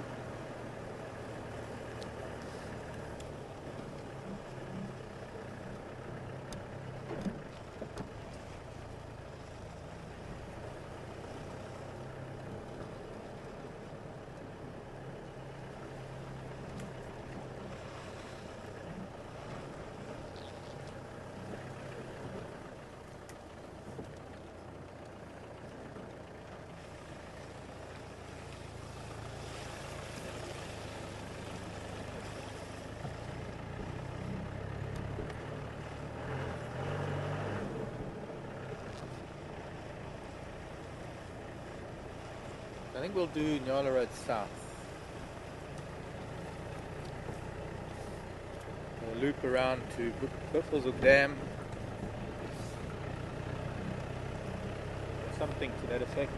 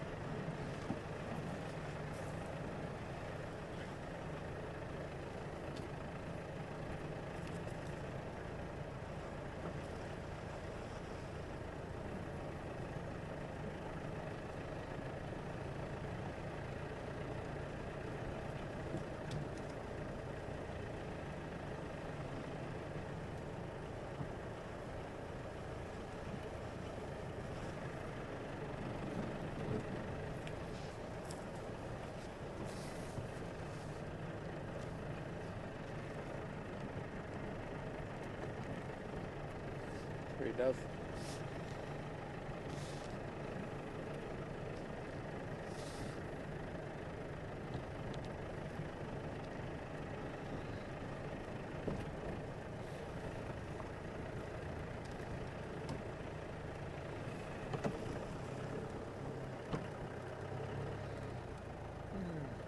Relatively fresh dung in the midden, but that's probably Shorthorn, who's now at Treehouse Dam, or west of it for that matter.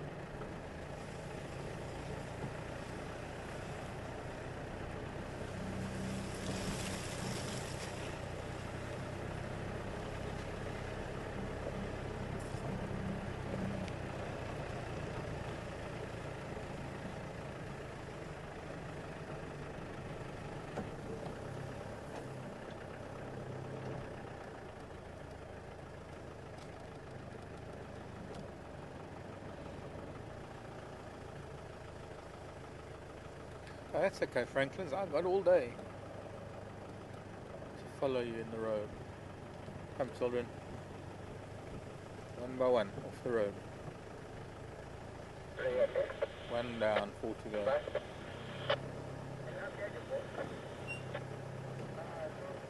Two down.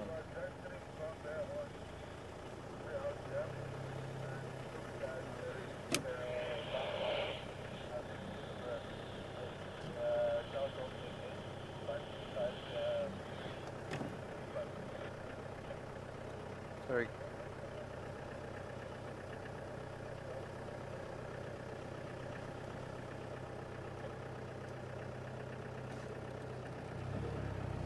Annie, another name for a Natal francolin. Not to my knowledge, there isn't. Natal spurfowl. See, I don't know whether that's been renamed the spurfowl.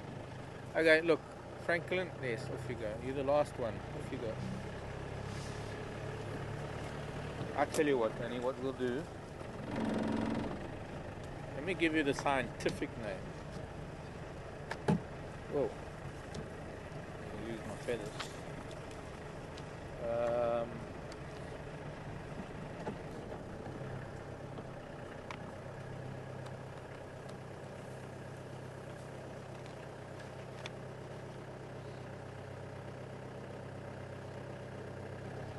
Well, I suppose that's easy enough.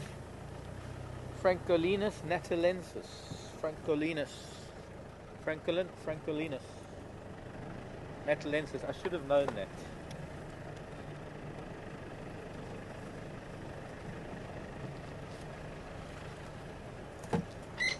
Oh yes, okay. Gosh. That was a crested Franklin swearing at me.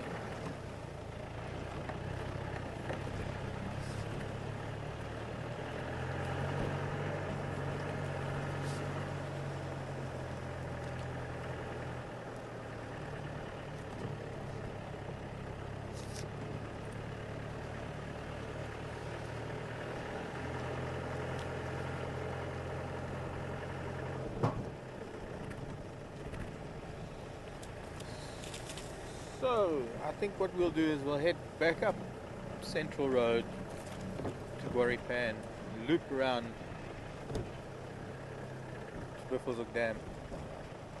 It should be dusk by the time we get there.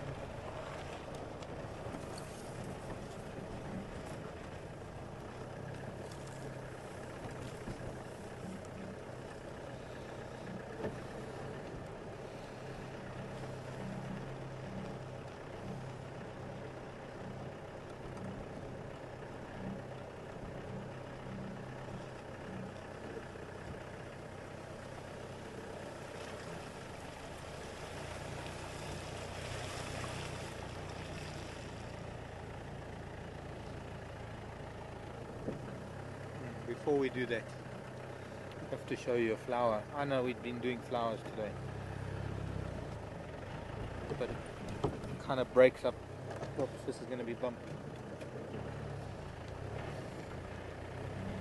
The top of the tree, I don't know how well we'll get to see it, but it is a gardenia. There's actually gardenia fruit up there. I don't know if we're able to see this.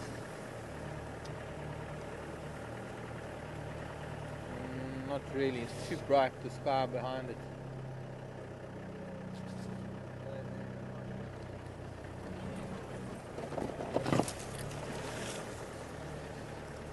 There's another one around the back here.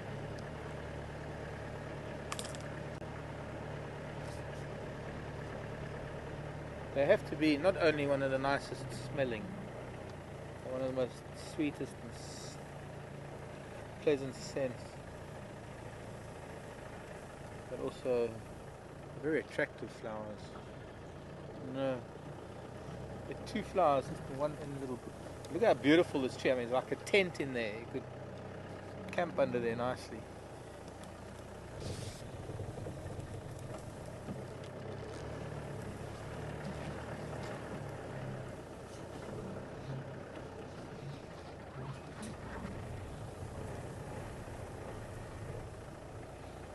This is actually Central Road that used to come down this way, and then it eroded too much and they moved it.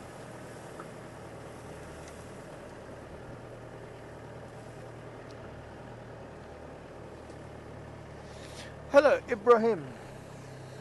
Salam. Salam alaikum. You see, we got a very light sky. Ibrahim wants to know if this is live. Well, that should answer your question automatically, Ibrahim.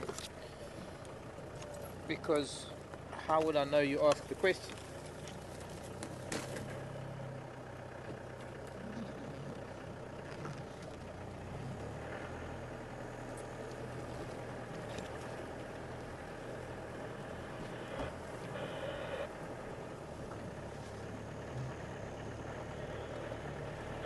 You can see it from here. See how well you can zoom in from. Yeah.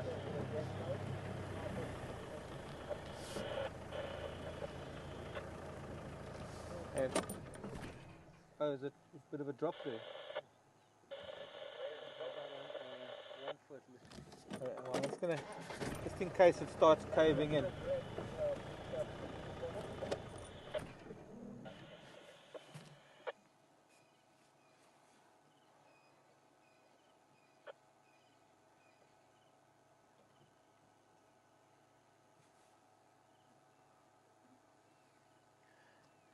Unfortunately, I don't have a monitor, so I can't see what you're seeing.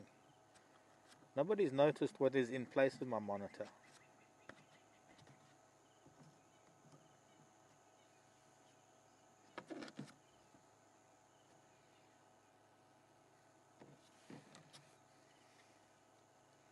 Not too far off it.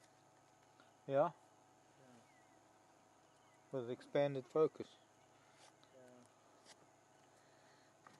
Really see into the flower. Nah. Do you get an idea of the shape though? It's not a great example. Okay. Well, we'll find more. They are flowering sporadically. It's not their time of the year to flower. They've been looking at every gardenia we've been past. There's one just outside Inga's house that's got it's huge. The flower, I mean.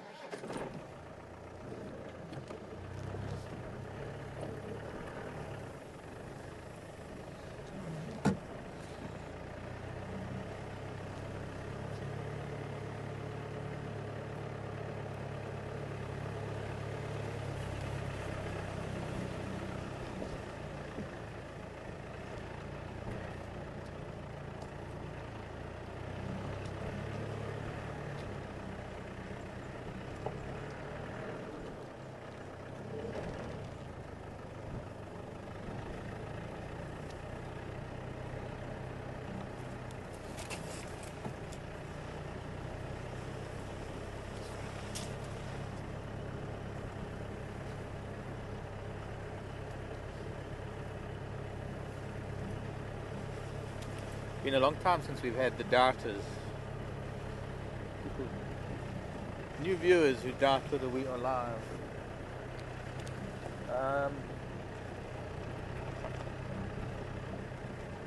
And yes, I suppose for some viewers it might be easy for us to say, oh, so and so wants to know if we're live. Today is I don't carry a watch, 23rd of April, and it is 5:29 p.m.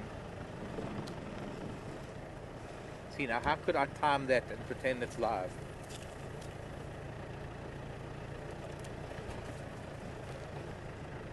Natal Franklin, what do you say? Francolinus Natalensis.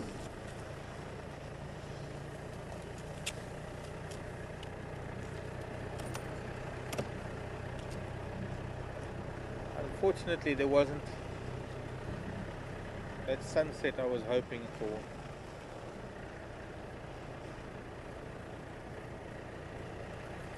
It's spitting.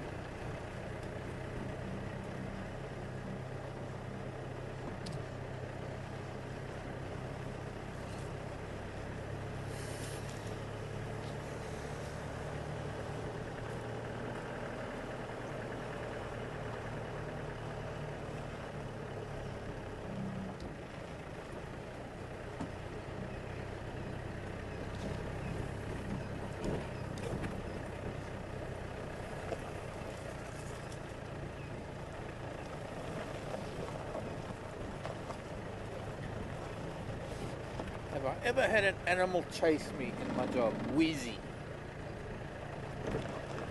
Well, your choice of words, I would have to say no. I have never been chased by an animal.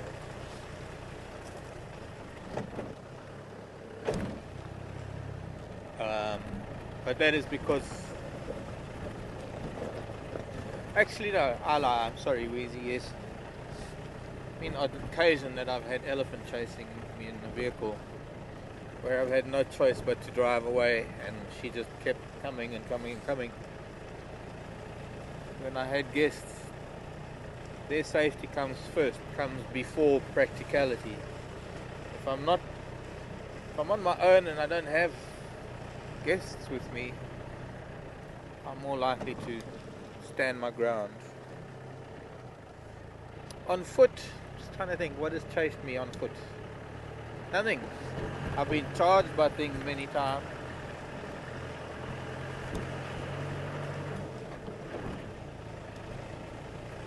But if you don't turn around and run, they don't chase you. And then if they don't chase you, they don't kill you.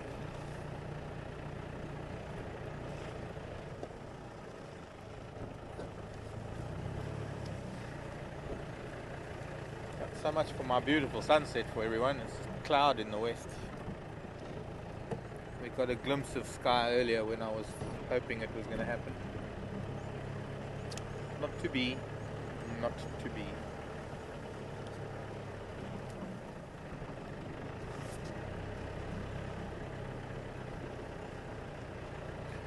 We're back on Drakensberg Drive now, heading north.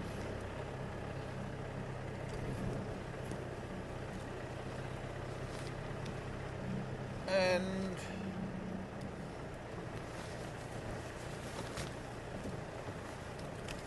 aiming for Guaripan, and then we'll see where we go from there. Brought a thin jacket, should have brought a thicker jacket.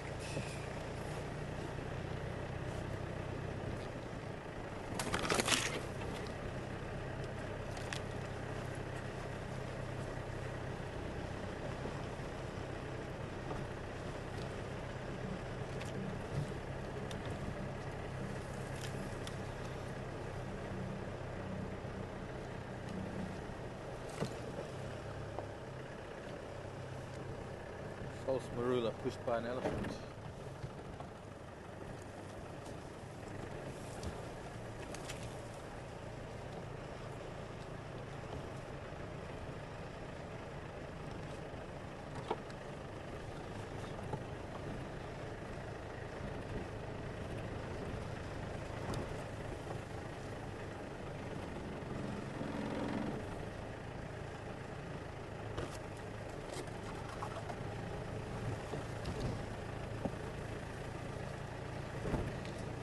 thinking about that whole "is it live" question. It's something that we used to get a lot. And it's kind of like asking somebody when they're asleep, asking them if they're awake, because then they wake up and then of course they're awake, so they say yes. And it's like asking me if it's live and then I say yes, it's live. So the best way to ask if it's live is actually to ask just a normal question, perhaps. Hello, Franklins. See, they're all coming out onto the road this time of night. Have a dust bath and preen, get ready for bed. Their voices throw further from these open patches where the roads are. Come on, children, off you go. Okay, there, the mail's gone. Now off you go, lady. Thank you.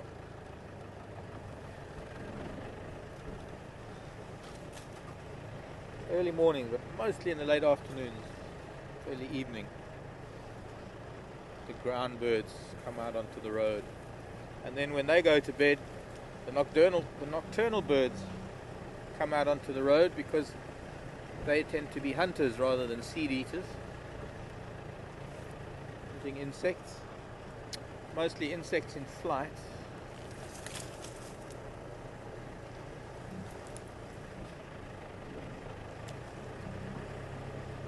And when you're hunting insects against the backdrop of the night sky, it's a lot easier, or no, you just get a lot more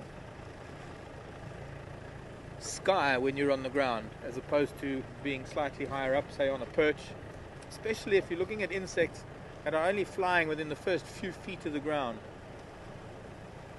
Small insects that are hopping or flying or moving around, the closer you are to the ground, the greater your sky, so the greater the greater chance of something being silhouetted against the sky, or conversely having light filter through the gossamer wings of things like lacewings and antlions.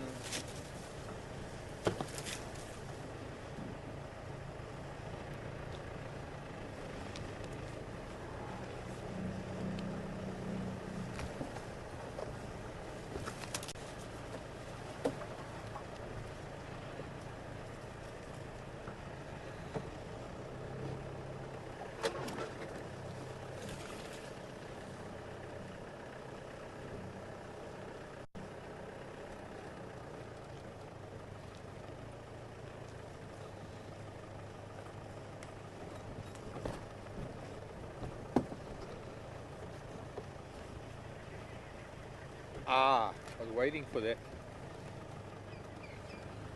Two people were asking what my dashboard pictures were because I hinted that I've got a new.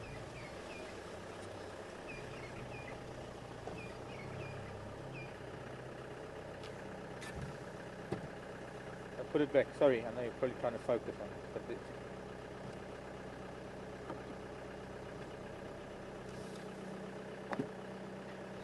a new initiative from the little town of Hoedspruit. I don't know, it might even be all over the country. And in Hoedspruit, now Hoedspruit is a little town, probably the closest big town to us. It's got a few villages and smaller towns closer by. But it's a very big, no, it's not a very big town. It's a big town, not in size, but in terms of importance, because it is one of the central points for a lot of people that come down to the park, to the game reserves and the national park. And there is a fairly large community there. But it is also a town that is central to a large number of, well, not a large number, but one of the problems of rhino poaching in this part of the country that has started up in the last 3 years. And this initiative to try and just create awareness. That's what it is. They've been handing out bumper stickers. That'll probably go on my Land Rover. I've got another one to go on my license disc. And I thought I'd just put it there. Normally we have the monitor here, but that's with the 3D rig. The monitor is actually an HD monitor. I suppose we could use it rather than but anyways, we don't have all the connections now for the monitor in front of it. Siyabonga will try and rig something up, he said.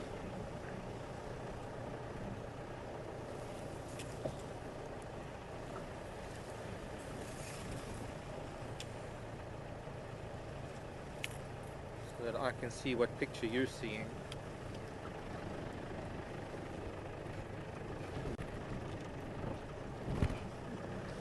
Stop killing rhinos is what it says. Those of you who can't read.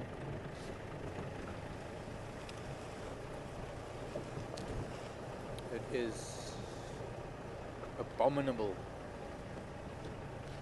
The number of rhinos slaughtered this year already. We all thought we were all horrified last year.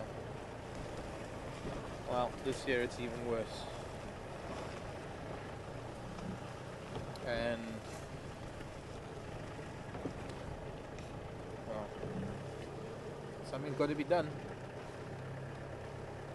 Create awareness, greater awareness, more pressure on the government, more pressure on powers that be to do something about it. South Africa has always been at the forefront of rhino conservation. In fact, South Africa is responsible for rhino populations reaching the status they are today. Going back to the late 50s and early 60s when some of the first rhino breeding projects were started in the Natal parks, in Umfolozi, Shislui, in the early 60s, brought the white rhino back from close to extinction to numbers that are now very, well, I wouldn't say very comfortable, but numbers that are stabilizing. There's been some growth in numbers in the Kruger over the last decade or so, but all of that 50 years of work is slowly being bled out in the bushveld with the slaughter of rhino everywhere.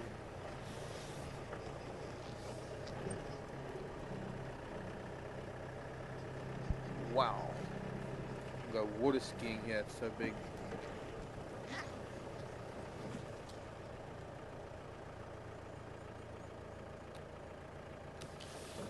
Birds are busy.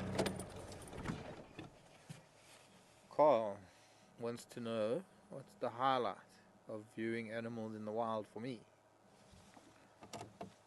Interesting question, Carl. Highlight is going to bed and waking up every day in the bush. That's hard to say. 40 something years of, the last 25 years of being in different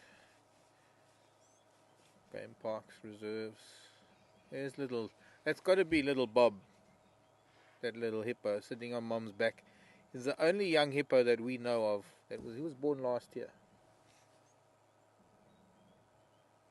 Only baby hippo that I know of that climbs on top of his mother's back so much.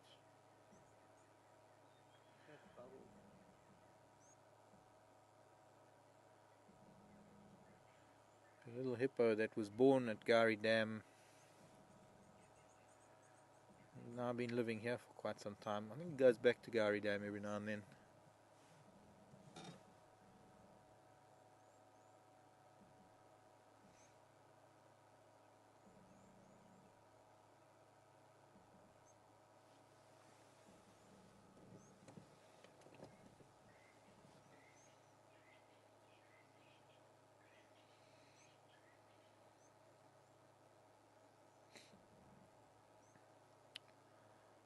Now let me think, what should we do? I think we'll do Nyala Road North, back to Central Road, Gari Cutline up to Buffelshoek Cutline, and we're going to do Aubrey's Road. We're going to go to that area of the Firebreak and Aubrey's Road where I always see porcupine tracks and honey badger tracks. And we're going to see if we can find one of those nocturnal animals waking up. Let's see. And we're going to go around that. No, we're not going to go around that side of the dam if we're doing Nyala Road North. I'll come back here in the morning when it's daylight. Yep.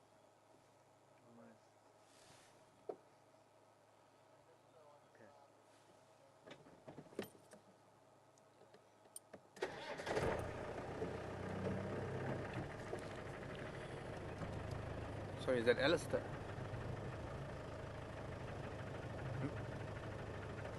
Alistair, how big is Djuma Game Reserve, and how long have we been filming here? Alistair, Djuma is 1,000 hectares, roughly what, 2,500 acres, but it is unfenced,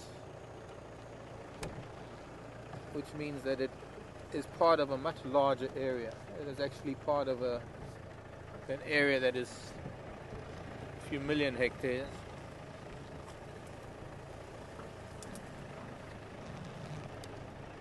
And been filming here. Well, I think 2003 was probably the first. About 7 years, I think, that Wild Earth has been busy, if I'm not mistaken. What is that? What the... Okay.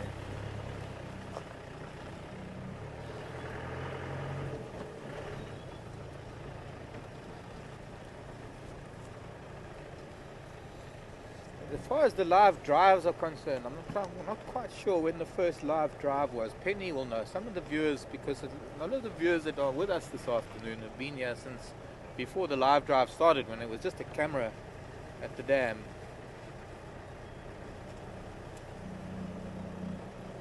And then the first live drive started, and obviously those days, and I'm saying those days, it wasn't that long ago, but in technology terms, it was a long time ago.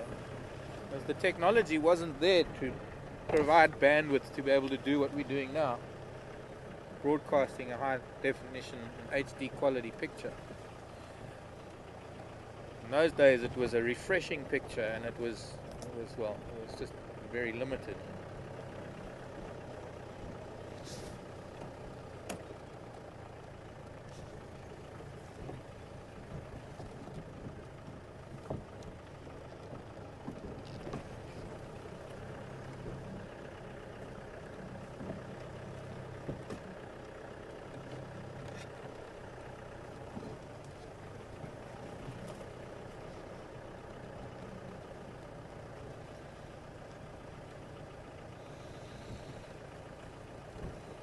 Hello, Alan. The camel. I'd rather call you the honey badger. Alan the honey badger. Going camping in Botswana, what does he do if he sees a honey badger? I mean, if he bumps into something at night, he's got to go to the toilet.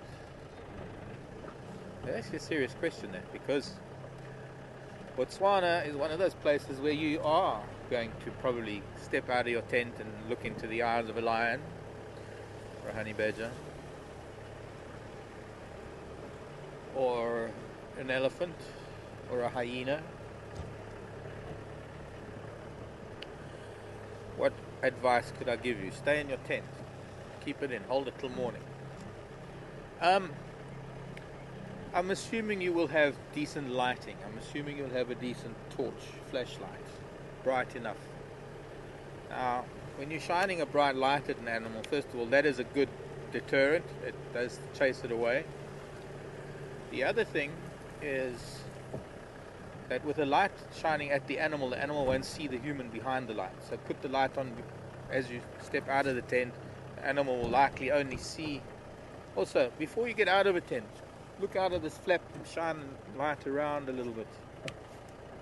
Now, you might not see an animal, but you'll see the eyes.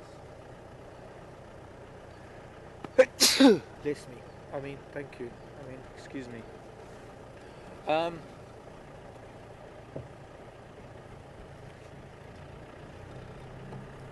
If you really, really have to go,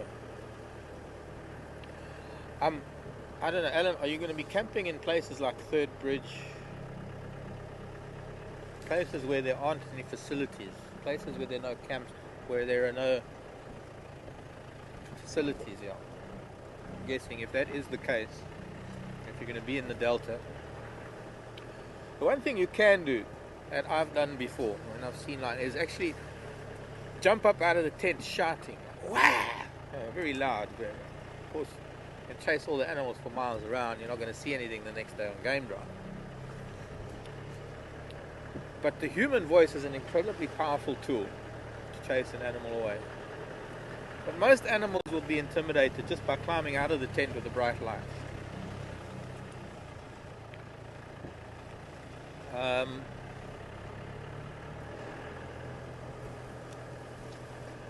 I really, if possible, go to bed at night, close up the tent and don't open it till morning.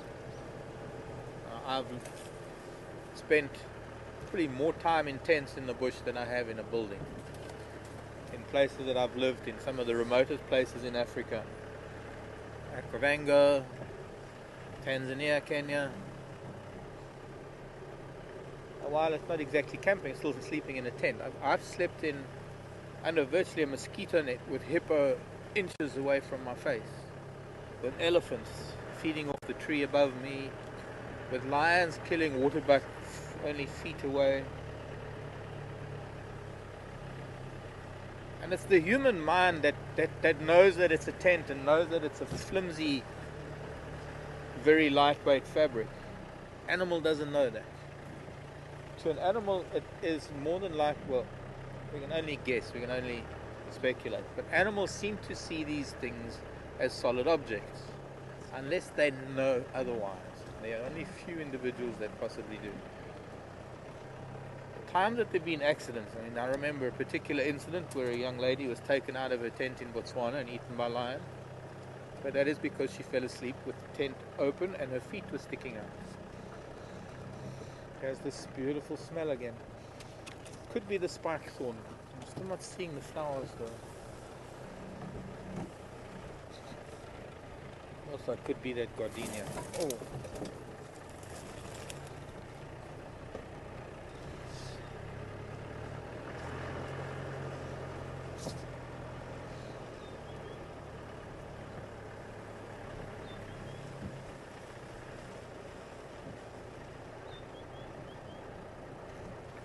April 29th, 2007. I think that was when Peter did the first live drive 4 years ago.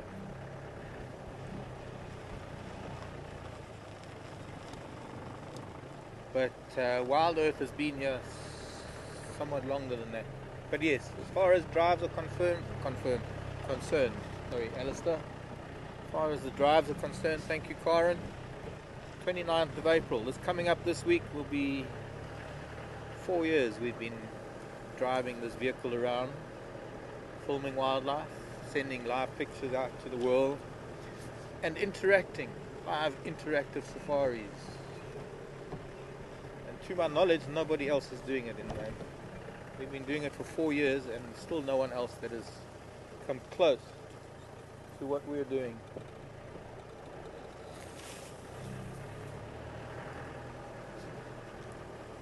And thanks, Penny, saying the same.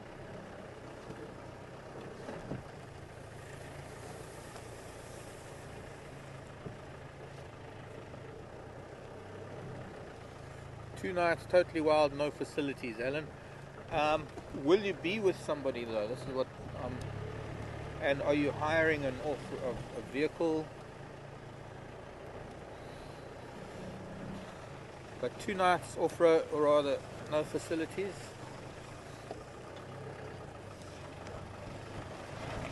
If you can, go to the toilet before dark and after dark.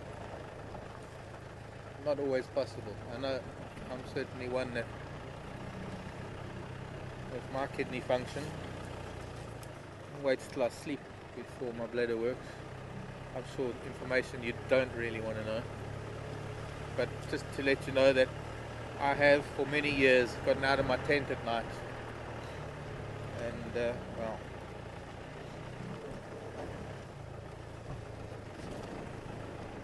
and there's a remote possibility there'll be something around, Alan. The thing is, you've got to remember that you are going to be in a wild area, and you've got to think of the potential for there to be something, even though it's only 2 nights. I mean, you could sleep out for 2 months and not have anything come by your tent. But then again, your first night in the bush, you could have lion outside. So it's not something that can be predicted. curious as to know whether you're going to have any have a guide with you, or anyone with local knowledge, or if you're totally on your own. I envy you. Let me know if you want a private guide.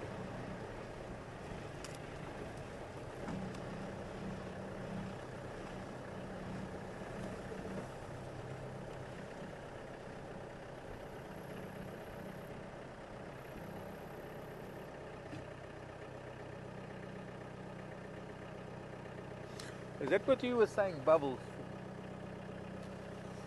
Daniel was talking about bubbles. I thought he was talking about the hippos were blowing bubbles. Sass was saying a new one called Bubbles. No, I didn't know about that. But that wasn't a new hippo.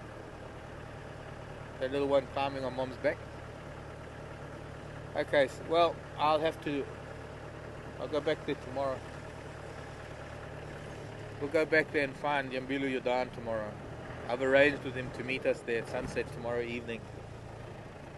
And we'll talk to Bubbles, the hippo. I couldn't figure out what Daniel was saying. He mentioned something about Bubbles, with the hippo. And I just thought, oh, who's that? Boy, you late, Mr. Warthog. This is this big warthog boar that I see here sometimes. Huge. He's a monster. But really, dude, you should be in bed by now. Arrogance of him. Not even trotting. Pardon? Yeah. Daniel's saying it's like a small lion with that mane. There you go. Tail up, he's trotting now. He's heading home. What you lost? Don't want to shine on him too much. He is a diurnal animal. I've just... something up ahead he's not too happy with.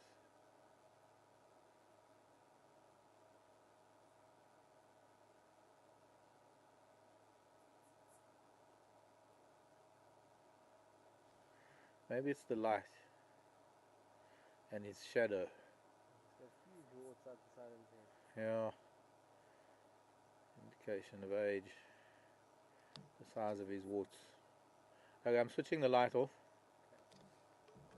because he should have, for him, for us I can still see him, but he should have pretty good eyesight right now without this light, and he's got to get home.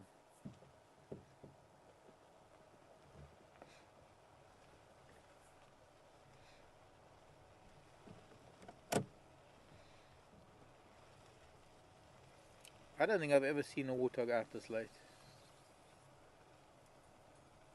Saw one out last night as well. Yeah, I saw it. Yeah, with Tara.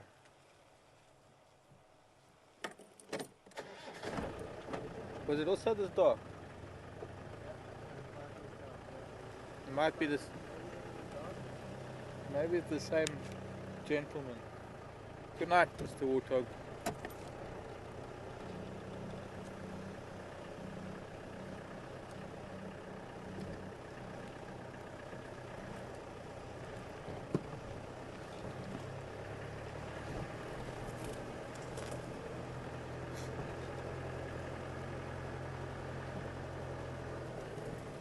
I was just thinking, in the 2 weeks I was home, I didn't go out once for a night drive. I went out for a moonlight drive when it was full moon, but there was mostly cloud, and I didn't hook up my spotlight once.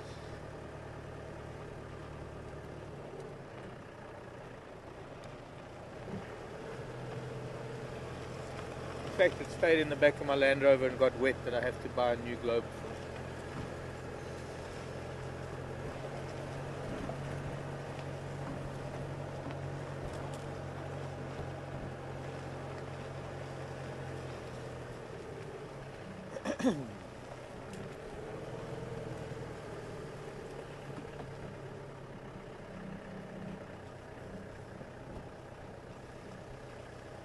Hello, Zach. Moving on to leopards, and a question from Zach about how long can young males stay within their mother's territory before they get pushed out. Well, Zach, I would have imagined that Mission in Duna would have felt the pressure, not only from Karula, but from the males in the area. But I think, this is one of those questions where I have to start my answer with the usual, it depends. I'm looking at this lovely big tambuti because it could be a genet or something up there.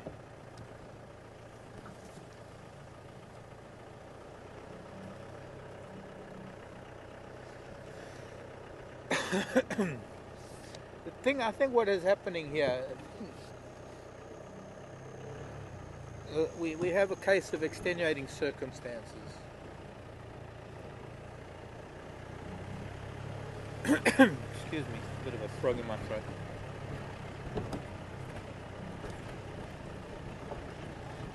Because the pressure from a dense, or rather fairly large leopard population changes the dynamics.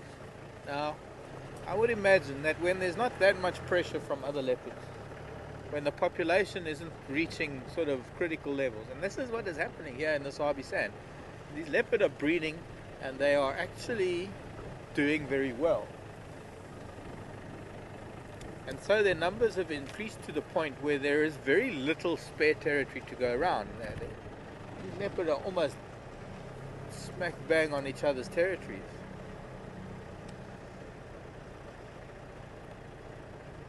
And there is also a fairly high, or rather large, population of adult males. And that will influence the dispersal of young males from their mother's territories. If it was only their father to contend with, it would be one matter. But they have to contend with Mvula, as well as Yambilu Yadan, and Mafufunyan, and probably at least 2 other males on boundaries of Karula's territory. Not to mention each other, as well as the females that are around. So it's kind of like, what's that? Nothing, just a shadow. I lost my train of thought now.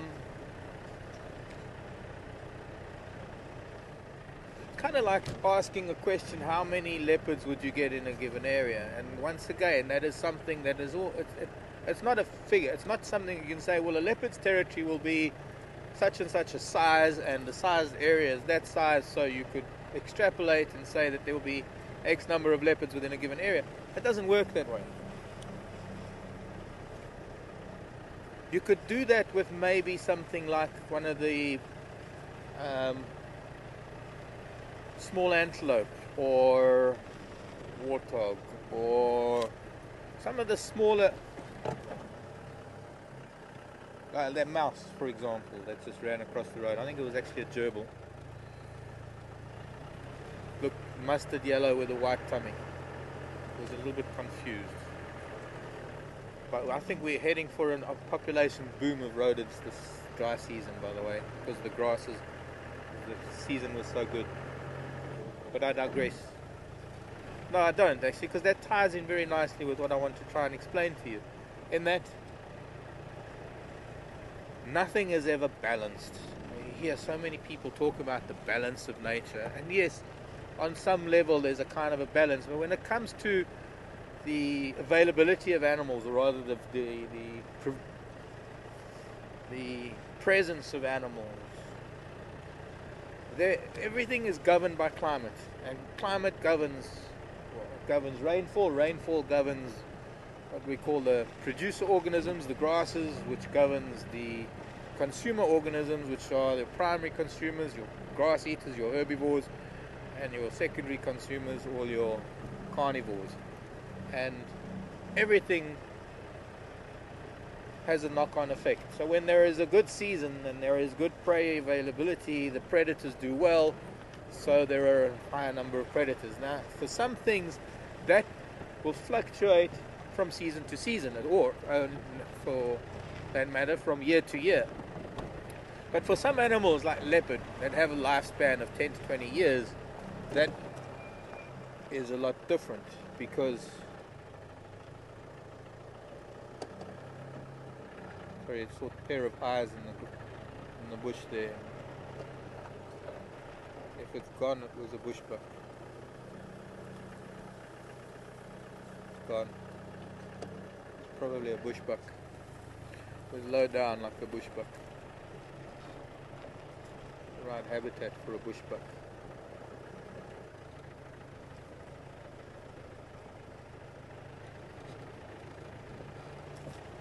Overall, you will find that an area like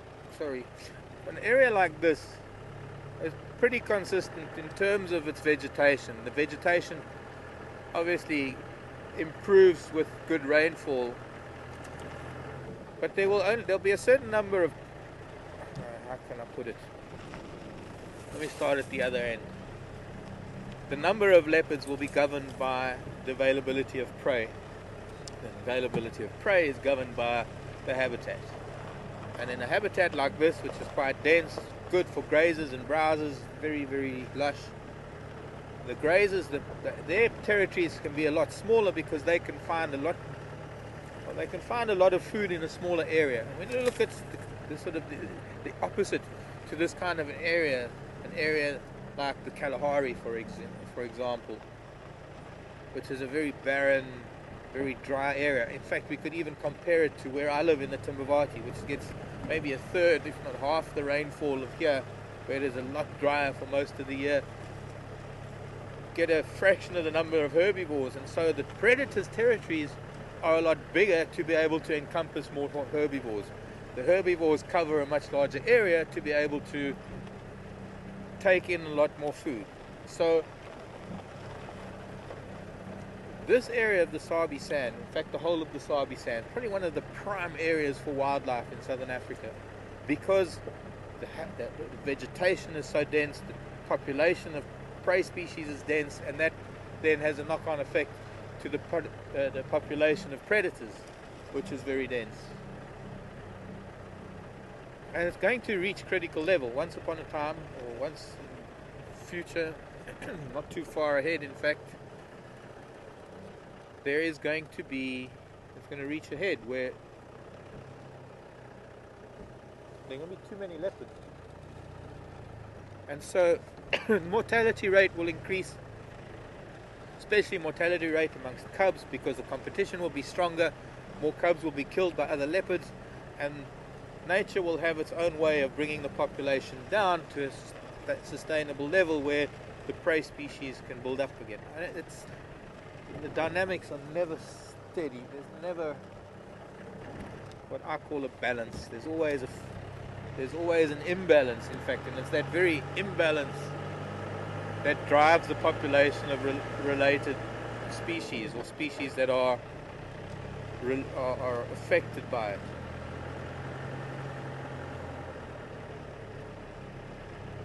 I hope I'm making some sort of sense. The chameleon. This must be a record. We used to have a record when we did night drives to see how far you could find a chameleon off the road. That must be a record. I don't even know if you'll be able to zoom in on it, but can you see it? That's well over 40 feet away.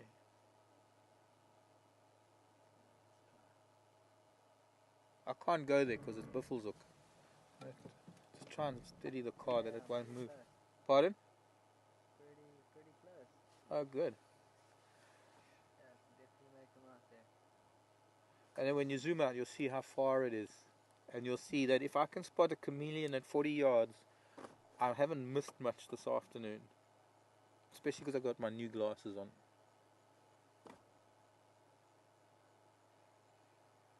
Multifocals. The whole world is in focus. The same reckons it's 67 meters away.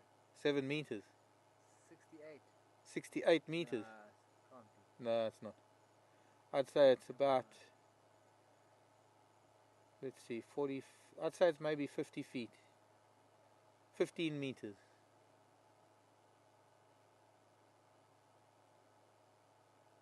It actually looks a bit more than 15 meters. It could be 20 meters. 20 meters. But yes, there's a challenge to Tara, and well, while Jacques is here, and whoever comes along, beat that for finding a chameleon. Did you see how far it is? What do you mean, walk there? No. Oh. Yeah, I think I could sit in the cache. Nice. And do the finger test. 1 to there. That's about. Finger test doesn't work when it's so close. What you do with the finger test? I think I learnt in the army. Put up your thumb. And you close one eye and you put your thumb on your target.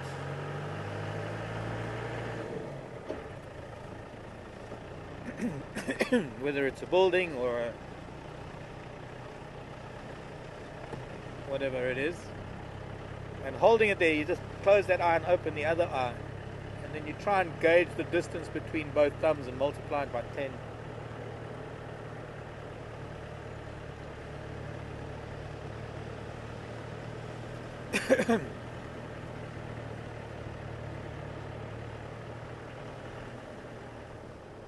Oh, dove's sleeping. Don't want to disturb a dove sleeping.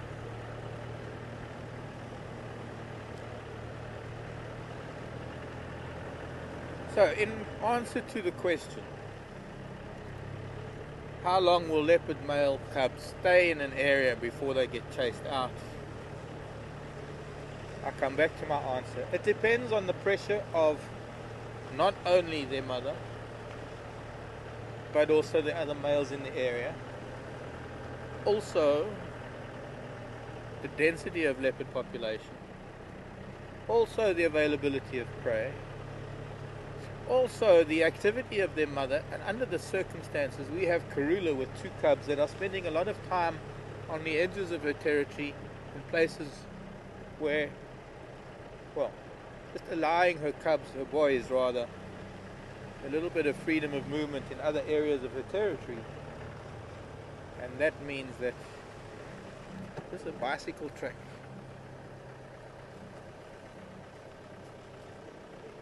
Could be. Or there's something being dragged by a car. Yes, well.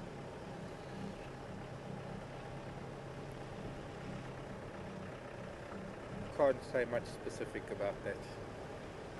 We're seeing something, I think, relatively new here. The fact that both Misha and Nduna have been around, the fact that they've both been almost together on quarantine, 2.5 years old. I think this is kind of rewriting the books a little bit. The books aren't all that correct either. The books are only on very base studies. And we're talking about thinking, living, breathing, feeling, emotional creatures that don't read books to know what they're supposed to do. This little spot where we are right now was the last time we saw the kahumas, by the way, mating with that female. She should be having cubs soon. I mean the kajimas and the kahumas. One kahuma should be having cubs soon. I can't remember when that was, but 3 months ago, or rather 3 months after that mating, we should be getting lion cubs. Hello, hyena. That's one of the little ones. Where are you going? Hey. You're running away like you did something wrong. Like it was here and was doing something wrong and it ran away. It's following a scent trail. That's what he's doing. What can you smell, little one? Yeah, definitely following a scent trail. Not there, not here.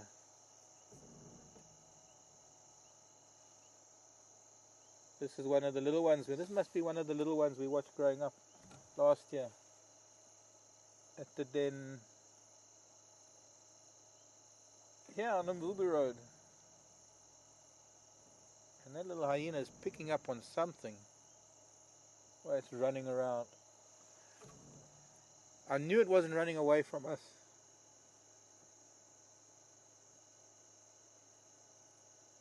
There's something in the road.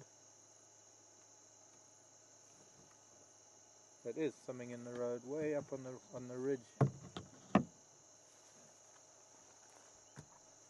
The hyena's next to you there, Daniel. They found my binoculars.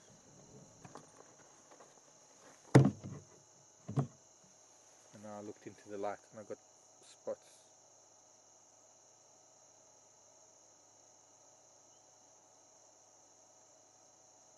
I think it's another hyena. Can you focus on that silhouette up on the ridge? Where this little one's running. I think it's probably trying to, that's probably what it's doing, it's trying to follow its mother. Just gone over the ridge now. Lost it. Alright, well, we're going to go that way. Sorry, I should keep the lights on. It's a long time since I've done a night drive with the camera.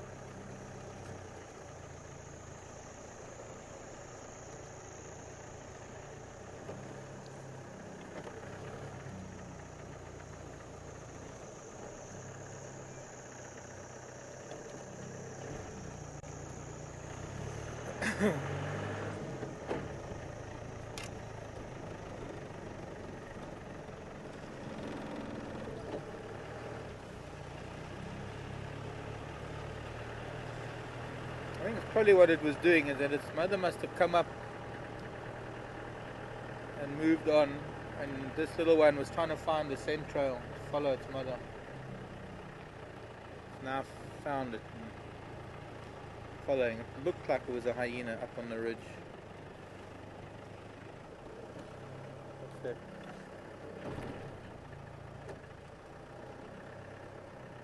Oh, some little antelope, I'm not shining on it. Steenbuck.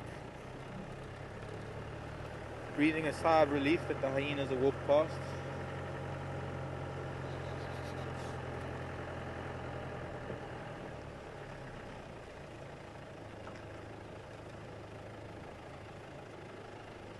You can see the dark hairs on this little one's legs.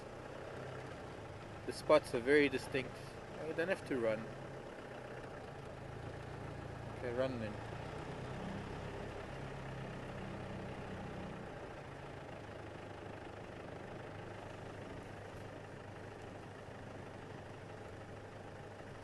The luckiest hyena in Kruger gets its way shone for it.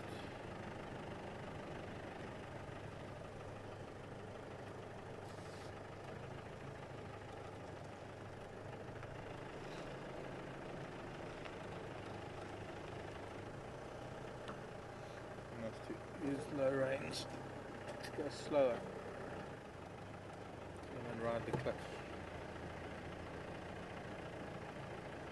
Smelled something. Yeah, it just suddenly picked up the head and turned off road.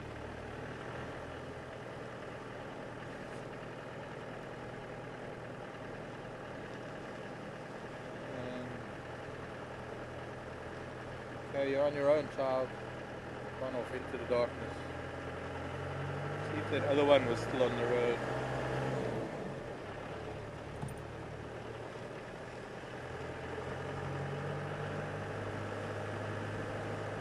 Somehow I don't think so. Somehow it could be that the other one also turned off.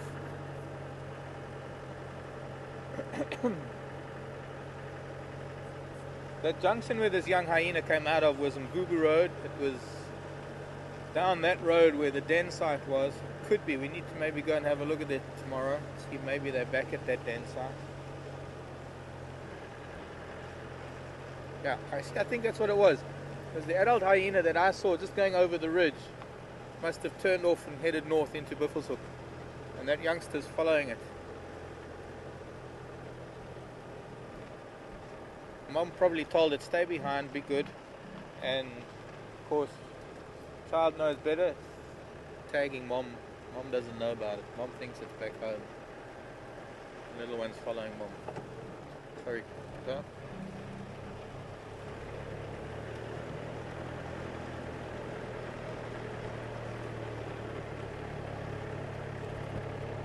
Rory, wanting to know about, yes, the leopard we were watching this morning after his failed attempt at Impala. Well, no, actually it wasn't a failed attempt, because he didn't even make an attempt. His hunt was cut short by the Impala seeing him, sadly. And what was it? Did you hear something? Maybe just noises in the car. Anyways, he moved off from there, and about 3 hours later he was seen near Twin Dams killing a banded mongoose.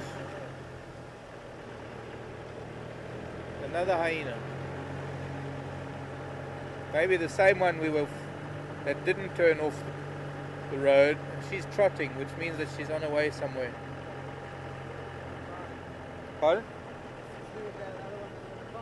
Yeah. Unless, well, could be another one. Could be the same one. Probably the same one. We were going so slowly, and this one's on a trot. I mean, that gait that it's got is a very economical gait. It doesn't use very much energy. It's also smelling things. Now turning off to the north. Turned around, came back, and moved off to the north.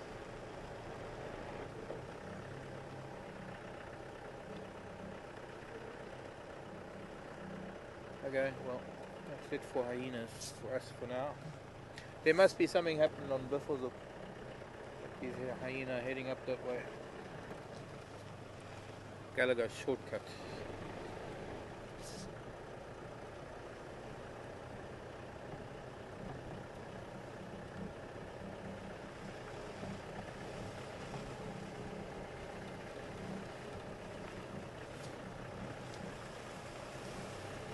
Amanda. I'm coming up the fire break. Oh, looks like it's been graded since I was last here.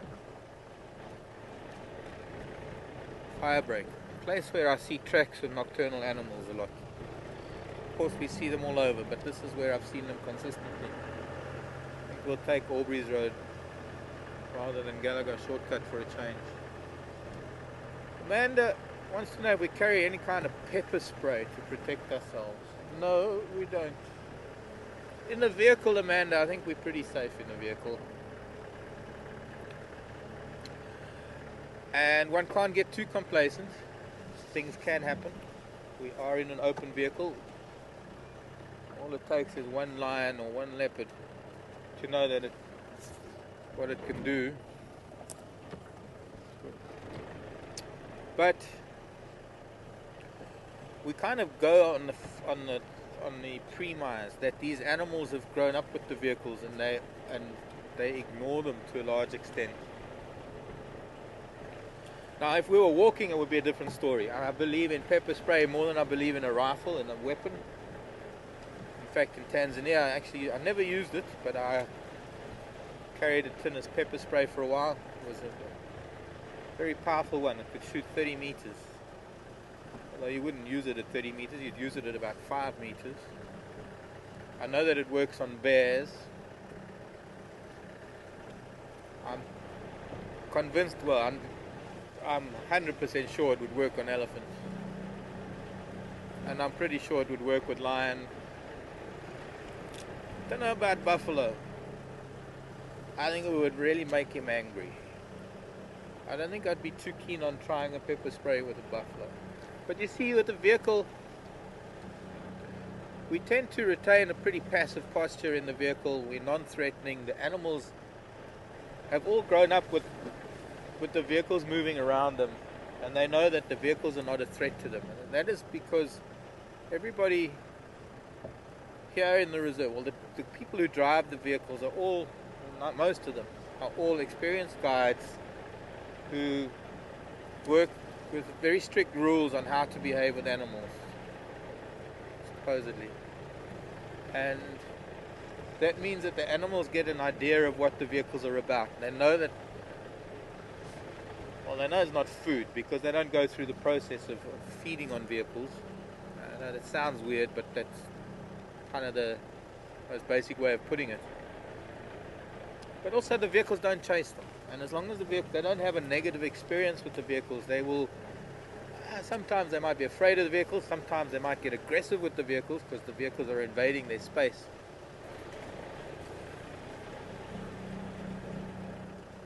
But in terms of actual life-threatening danger, I don't think so. Look. Now, it's a different matter with the guides that are driving guests around the reserve. They have to carry rifles. They're legally obliged. They're required to carry a weapon that is a high enough caliber that it can stop the biggest of animals. A lot of the time the weapon is there in case they decide to get out of the vehicle and walk around a bit. I don't believe they're able to get that vehicle, or rather that rifle, out and ready for being on the vehicle.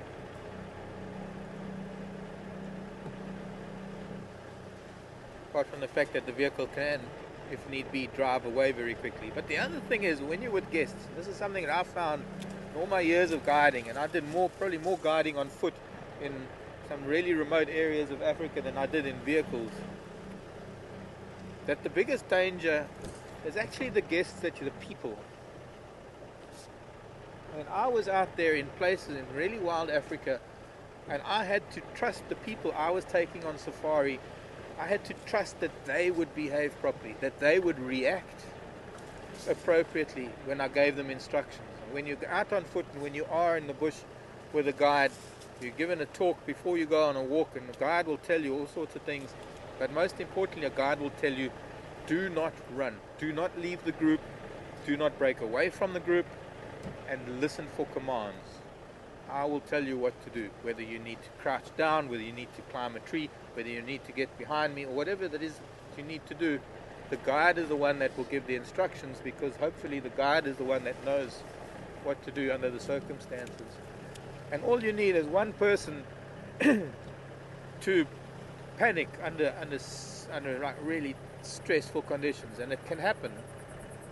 Most people that I've been with, where we've been on foot with lion or elephant, and we've had close encounters with elephant or something, they say their legs go to jelly, and as much as their mind wanted them to run away, their body wouldn't let them. And those are the kind of people I'd walk with any day, because I don't want people running.